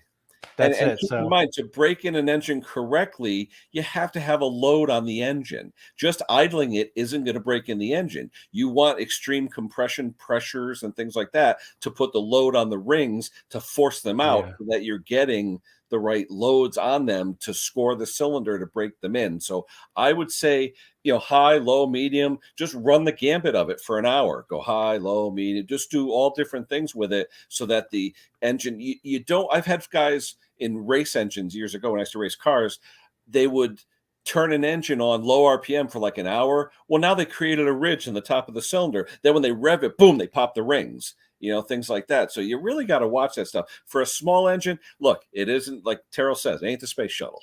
Okay, it's a small engine. It's old technology. You want to rev it high so that the rods are stretching to their max so you're not creating a ridge. You want to go low temperature, high RPM, low RPM, mid RPM. Run the gambit of it. And whatever it's in, a generator, for example, put a load on it. Put a load on for a few minutes and shut it off. Let it run. Then put a load on it. I mean, I just think if you keep doing the highs, lows, mediums, it'll work itself out. But as Jim suggested, what do you figure, Jim? An hour or two and then change it for break-in oil? Well, I was going to say half an hour on the first oil, and then run it for a couple hours, change it again, see how it looks, and if it looks fine, I guess I wouldn't sweat it too much. But you definitely want to change it a couple times, and don't use synthetic until you've put a few hours on it. In generators, they don't usually idle either. So I mean, that's a question too. Like, how do you break in the engine if you can't run it at different speeds? But to your comment, it's the different loads. I usually start it up, I let it warm up a bit. I'll put like a half load on it for a while, take it off, just like you said. After the first oil change, I might start it up, go to full load, half load, no load, just play around with it and try to break it in to the point where there's no more bits of metal flaking into that oil in the ring seat, hopefully. Atrophy saying, do mice find these tasty? Mice want to find a nice protective environment to stay warm and stay safe. And in a lot of cases with small engines, whether it be a generator, a mower, a tractor, the minute you park it in your shed, they find a nice warm spot to sleep and they figure, I'm good. And if it's the end of the season and you don't bother them for a month or two or three, they're going to create a pretty good nest in there. And you know what? It's not that they like the taste of it, but anything they could get and chew on and bring it back to create a nest, they're going to use it. Yep. Let's see. Take it easy. Well, it's John again. Like $1,500 worth of wrong. Yeah, those inverters can get pricey. You try and get those, they are pricey. Yeah, they're way over. I could go off on a tangent on this, but I just feel like if you bought their product, they should sell you their parts for cost. If the company was serious about keeping you as a customer, but $1,500, I mean, that's Yep. crazy. And I tell you, with small engines now too, I've gotten really, really cheap in what I'll buy and what I'll pay. I mean, I used to be the type of guy where I'd buy a carcass engine, a Kohler K series. I'd spend 100, 150 on a carcass that needed to be rebuilt and all that stuff. Now, 20, 30 bucks. I've realized that, you know what? You don't need it that bad, and don't overpay on anything. Yeah. So William, your question, the answer is no. I have 2 videos I made. I actually want to say I made them in 2018, maybe 2019. Never released them. They're still sitting in my queue. So they'll be released someday. You guys might be confused because I was using probably less lighting, less tripods, less microphones. So so be like, I can't hear you. I get one guy who always says that to me in my videos, too low, and then everyone else is like, I can hear him. That's why I was asking what you used for a mic, because what's that brand that Mick and them are using? I forget the name. It's an expensive mic. It's like $200-300. I don't know. It might be Rode. Rode, that's it. I'm just Rode. guessing. Yeah. Rode. Yep. Yep. They work great, but for me right now, I mean, I don't know. Maybe I'll invest in it, but because that's the biggest complaint I get from 2 or 3 constantly are telling me I can't hear you. Yeah. I actually bought a Rode just for streaming using my iPhone. And the thing that sucks is once you plug it in, it assumes it's a microphone and headphones. So you can't hear anymore. And there's no way to override it. Yeah. So it's more of an iPhone issue, but yeah, my audio has been fighting me recently. John, thank you so much. Doug, that Kawasaki gas tank, there's your part number. So if you want to do a search on that, hopefully that'll help you out. Thanks again, John. Appreciate it. Let's see. About not running gas with ethanol. What is bad about ethanol gas, and how do you find gas? Well, Atrophy, where are you located, Atrophy? Because around here in Connecticut, anyway, I can't buy gas without ethanol in it. I mean, if I went to an airport or something, a private airport, usually you have to be a pilot or have a plane in order to buy the fuel there. But then again, that is usually a higher octane, a little bit too high for running in a small engine. I mean, Mick and a bunch of other people have done videos on how to take ethanol out and use an octane booster to bring back some of the octane that way. But at this point, I'd love to run ethanol free, and Bruce Pender and guys in Canada and other rural areas have access to ethanol free. But I don't know. Do you have access to it in your area, Jim?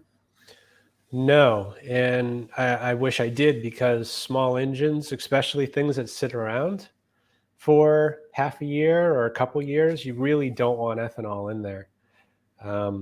But that's why I change out my fuel on my generator every 6 months. I just change it, because the ethanol will make that gas go bad very quick, and it will cause rust in your tank, rust in your carburetor. But there are gas stations that sell it that I could drive to, but it's probably 40 minutes one way. So I don't do it. Here's the magic question that I ask Jim every time I talk to him.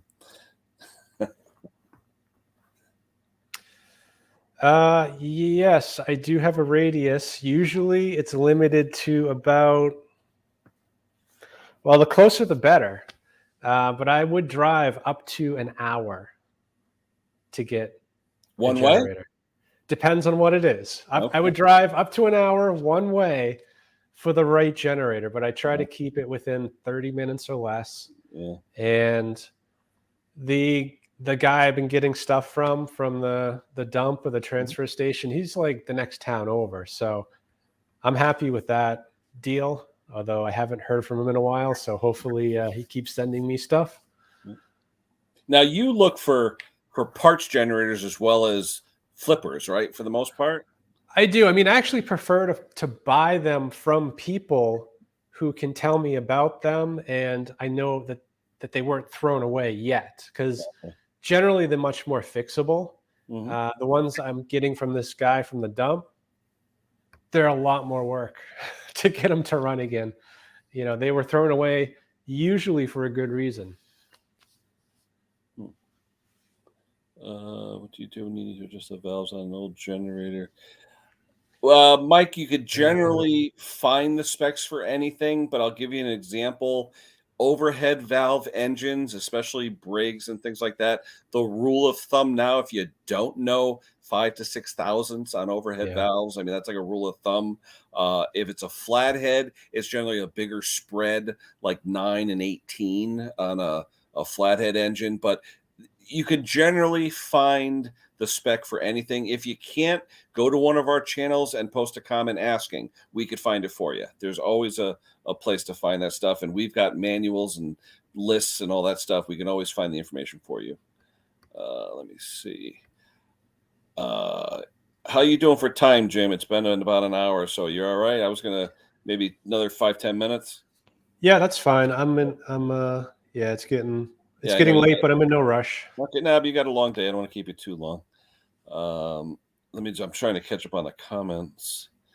Yeah, rodents do love wire, and yeah, I'm sure there's some chemicals in there they like to chew on too.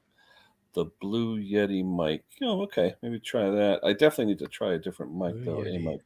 Oh, Massachusetts. Okay. Yeah, but Mass should have Hey, areas. Go on. What is it called? What's that? Is it not there is a website, and ethanolfree.net or something? Is that something like that? If anyone knows it, throw it out there. But there is a website that shows you in anywhere in the country where you can yeah. get ethanol-free fuel.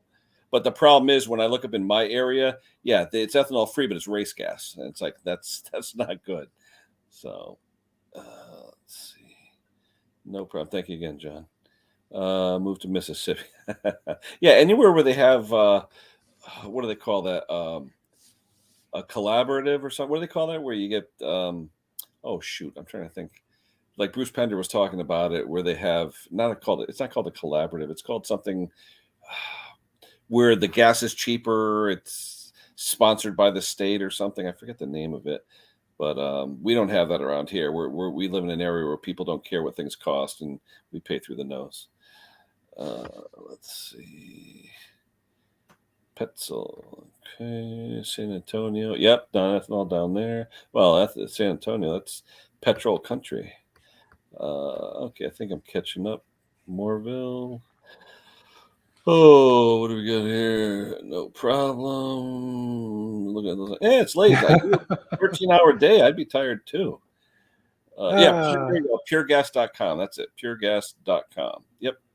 That's the website. But be aware, though, even though they say, oh, you can get there, call the station first to make sure they're not selling you race fuel that's 110 octane, because you'll have more problems than you want to know.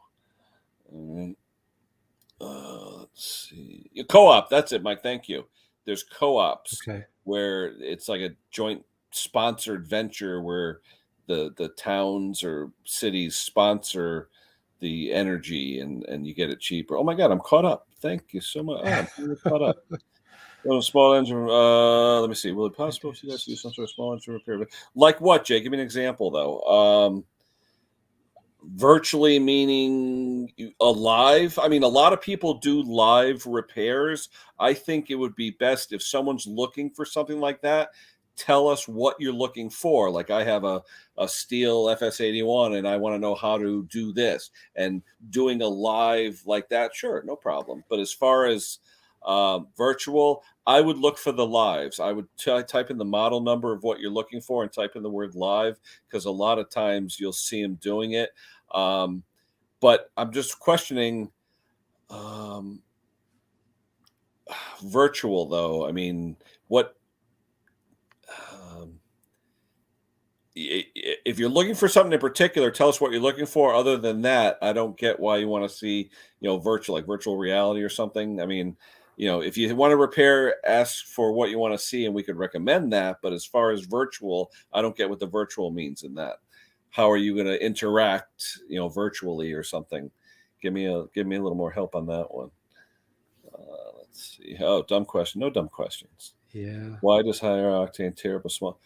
Well, I'm not saying it tears up a Yeah. small engine, but I mean, higher octane burns slower. Okay.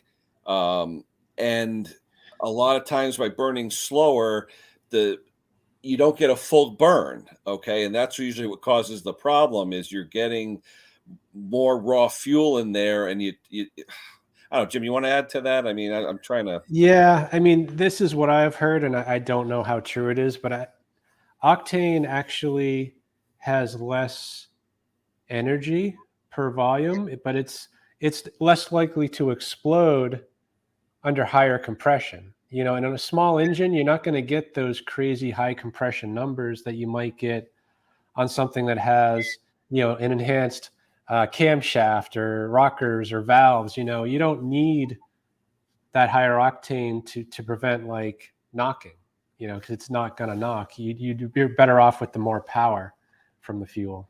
Yeah, the higher octane burns slower so that you don't have the propensity to overheat and keep material in the combustion chamber glowing red where you get knocking and stuff like that. And it will work better in the higher combustion pressures. It's just that when you're trying to start an engine with high octane, you need a lot more ignition power to light it on fire. That's why in race cars and stuff, you're using very, very high voltage systems versus a lawnmower. You go from 87 octane to 110, that little coil in there isn't going to put up enough of a charge to fire that stuff properly.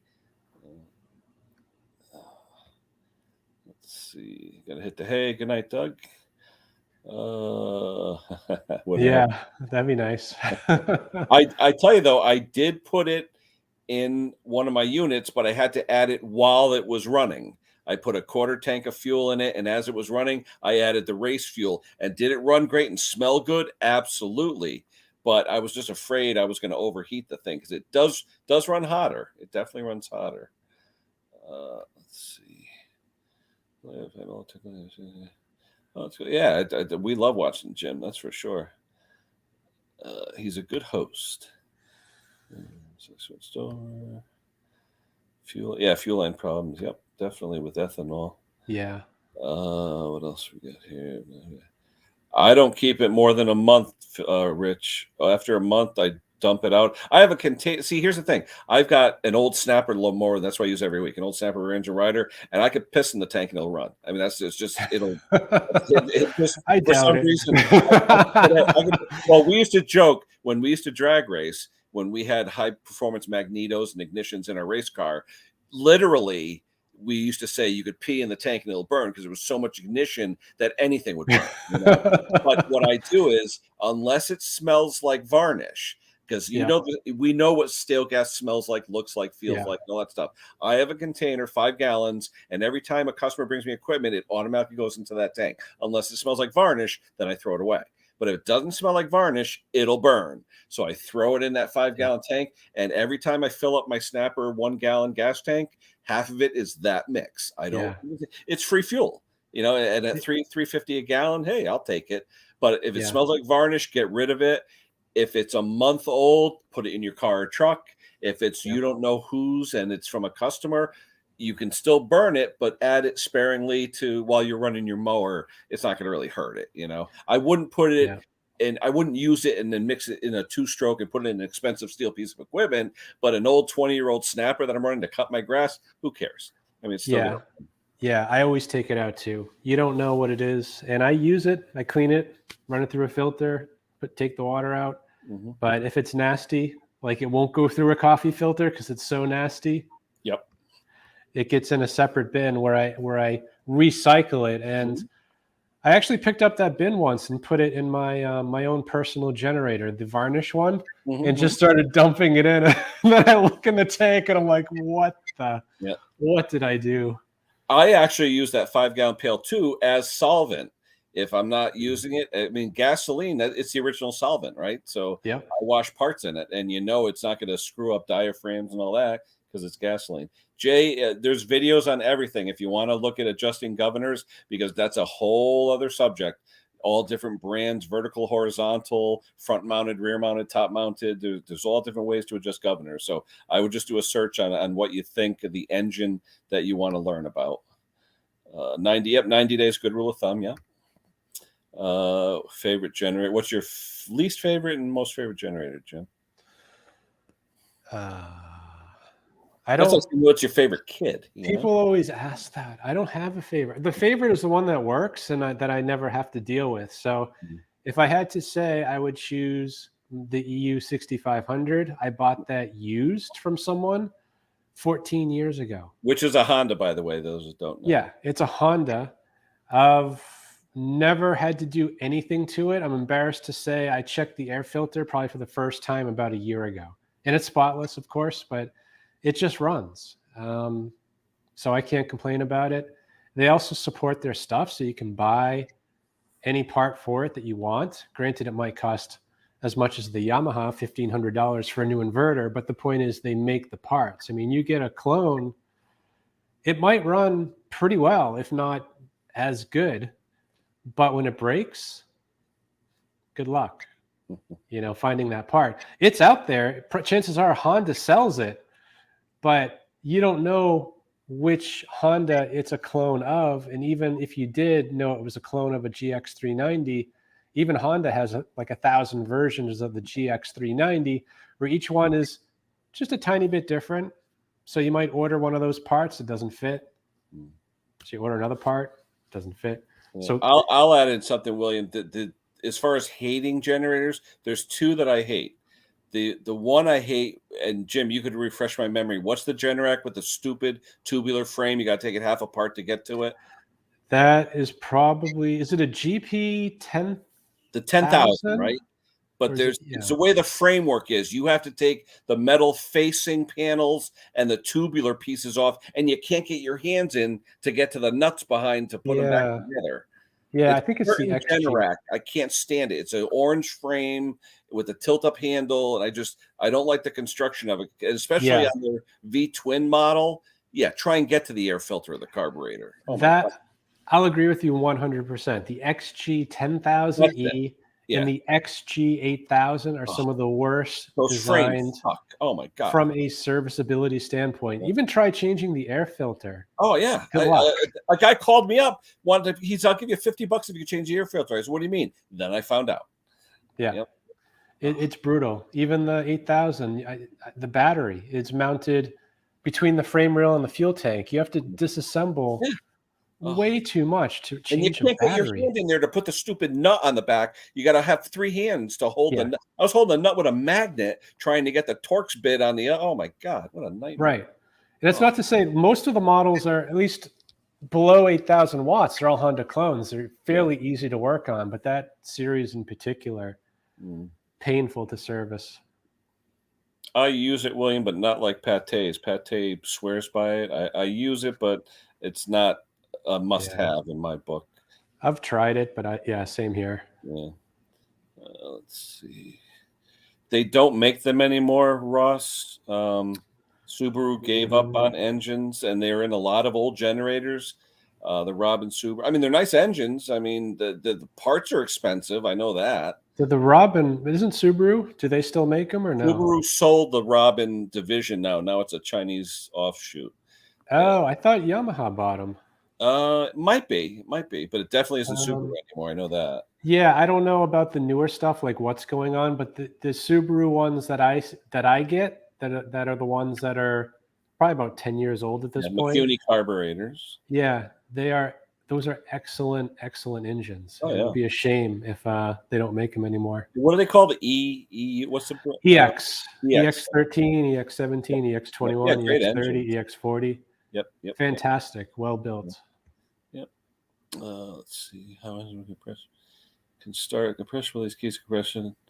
No. What happens with a compression release is during the compression process, roughly a 1/4 inch from being at the top of the stroke, it just bumps the valve and opens it slightly during the compression stroke, so you don't get the full amount of compression. And by having less than full compression, it allows the starter to turn it easier. You'll know right off the bat, if you don't have a good compression release, you're going to think you have a dead battery or a bad starter, because it's going to be like, it just will be tough starting.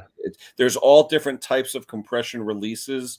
Most of them are either a bump on the cam itself. On some Briggs, there's an extra bump on the camshaft that when you past a certain RPM, it doesn't affect it anymore. But on a lot of them, it's a spring-loaded arm that comes out, and at a certain RPM, it goes back in and disappears over, I think it's 1,200 RPM or 1,400 RPM, and then it doesn't affect it anymore. So, but you'll definitely know if you have a bad compression release on an engine, especially electric start tractor.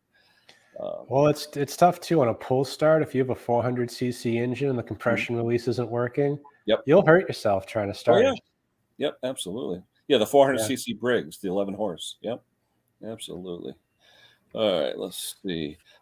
I'm going to go through the rest of these comments real quick and then wrap it up, because I want Jim to get some sleep. He's got a long day. Oh, here's my buddy. What's the matter? Hey, you're the one that gets up early. No, I get up at 4, but that's all right. That's no big deal. I have the day off tomorrow. Tomorrow is no work day for me. Tomorrow's my Me too. Yeah. But I got to go to the hospital. I got to get blood. So tomorrow's my hospital day. Let's see. Bumps and closes fast. James, when using your ultrasonic cleaner, Do you have a heater? Yeah, yours has the heater in it, right, Jim? It does, yeah. Yeah. Yep. Yep. I have a new one I bought probably 3 years ago. It's still in the box. I don't know why. It's brand new. What? It cost Is me it? over $300, and it's It's a still good in the one box. then. It's not like my No, little no, Harbor Freight one. it's oh God, what is it? 10 liter, 12 liter. It's a big one too. That is pretty big. Yeah, but I bought it. Now you can get them for like 250. I think I paid 350 for it years Yeah. ago. But yeah, it's Prices in have the come box. down.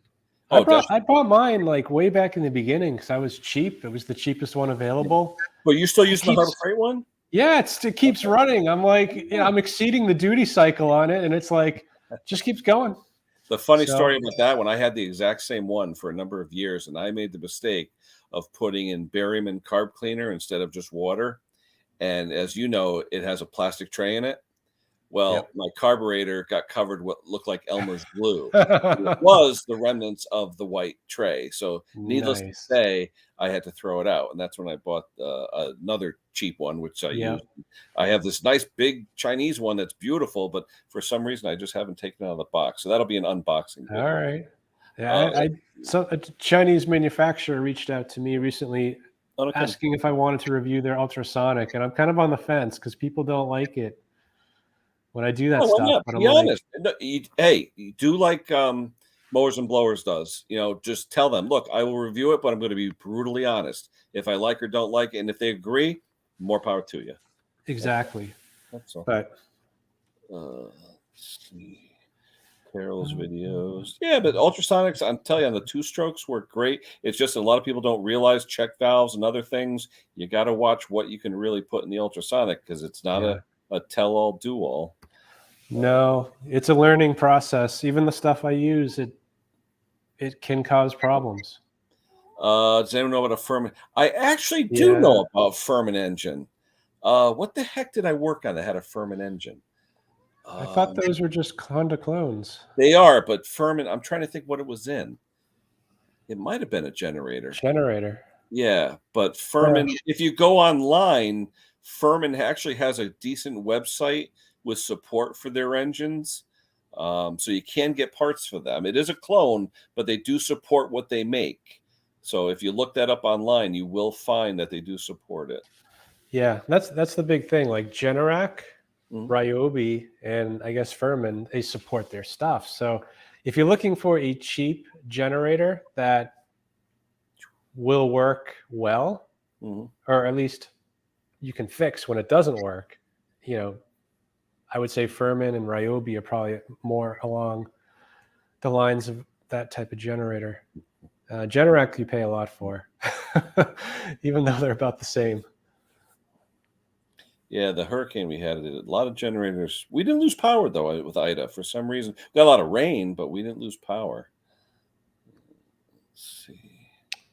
Yeah, the last minute panic. Yeah. Have you ever gotten calls like that, Jim? Do people even know? I mean, do people? Do you have any people that will call you if they have a trouble with a generator, or you're not at that point? I don't have customers, so not Okay, that many people know. My neighbor across the street, he knows I can fix engines. He doesn't even know I have a YouTube channel, as far as I know. And keep it that way, right? yeah, there's a guy somewhere in another town that knows I fix generators, but he also doesn't know Take care, Jay. anything about the channel. But it's funny. I bought a generator recently, and it was a Craigslist thing. I wrote the guy, "Hey, is it still available?" And he's like, "For you, of course. I love your videos." And like he replied in like 2 minutes after I sent the email. So it's getting harder to buy stuff without being spotted or recognized. Ross, we have those. There's generator service trucks around here, different shops that just do generators around here. And you can see on the side, it's got pictures of Generacs and all the different ones, and they do that, but not cheap. Definitely not cheap. Yeah, is that You more know, like the home type installations as opposed to portable? I would think. yeah, and the thing too is how often do you have storms where you lose power? I mean, you're investing how much in a truck loaded with tools and everything else to use it, what, 5 times a year? So Good point. let's see. It's like people ask me, why do I need 9 tractors? I don't. So let's see. Yeah, we enjoyed it too, John. I'm gonna end it. Oh, look at this. There's Brucey. Hey, Bruce, how are you doing, Hey, my friend? Bruce. 10:55, so it was 8:55 his time. Thanks for showing up, my friend. Always good to see you. Roger saying hello. Everyone, see, everybody loves Bruce. Bruce is the man. Now he's Mr. Two Stroke. I'm telling you, once he started Yeah. playing around, now he loves him. Let's see what else we got here. Brucey. Mark, appreciate your time as well. Motor Coach saying hello. And I think, all right, you know what? I think we're going to end it here, Jim, because everyone's saying hello and Bruce is saying hello. And it's all Bruce. A lot of Bruce fans out there. You're popular, Bruce. He's Anyway, popular. all right, I'm going to end it here, guys. We both got to get to bed. It's 11 o'clock here anyway, so we've been on for an hour and a half or so, or even a little bit more. So, Jim, thank you so much for being here. I do Thank you, appreciate Ken. it. Any questions that you didn't get answered, people, throw them in the comments. Between myself and Jim, we'll try and get them answered. But just thanks, everybody, for showing up. Like, subscribe, help us out. That would be great. Even a like helps. Visit Jim's channel. You're going to see tons of stuff on there, not just generators. I mean, he's got a lot of small engine stuff on there too. So you're going to learn a lot from him as well. So again, Jim, thank you. Thank you for everyone in the chat for showing up. Bruce, yeah, I'm glad you caught. Hopefully you caught us for a little while, Bruce. Yeah, now I'm falling asleep now. But anyway, all right, let me go before I fall asleep. Jim, again, thank you. We'll do it again real soon, and we'll keep on the lookout for generators for you. Excellent. Thank you, Ken. Take care. You Good night, too. everybody. Thanks for showing up.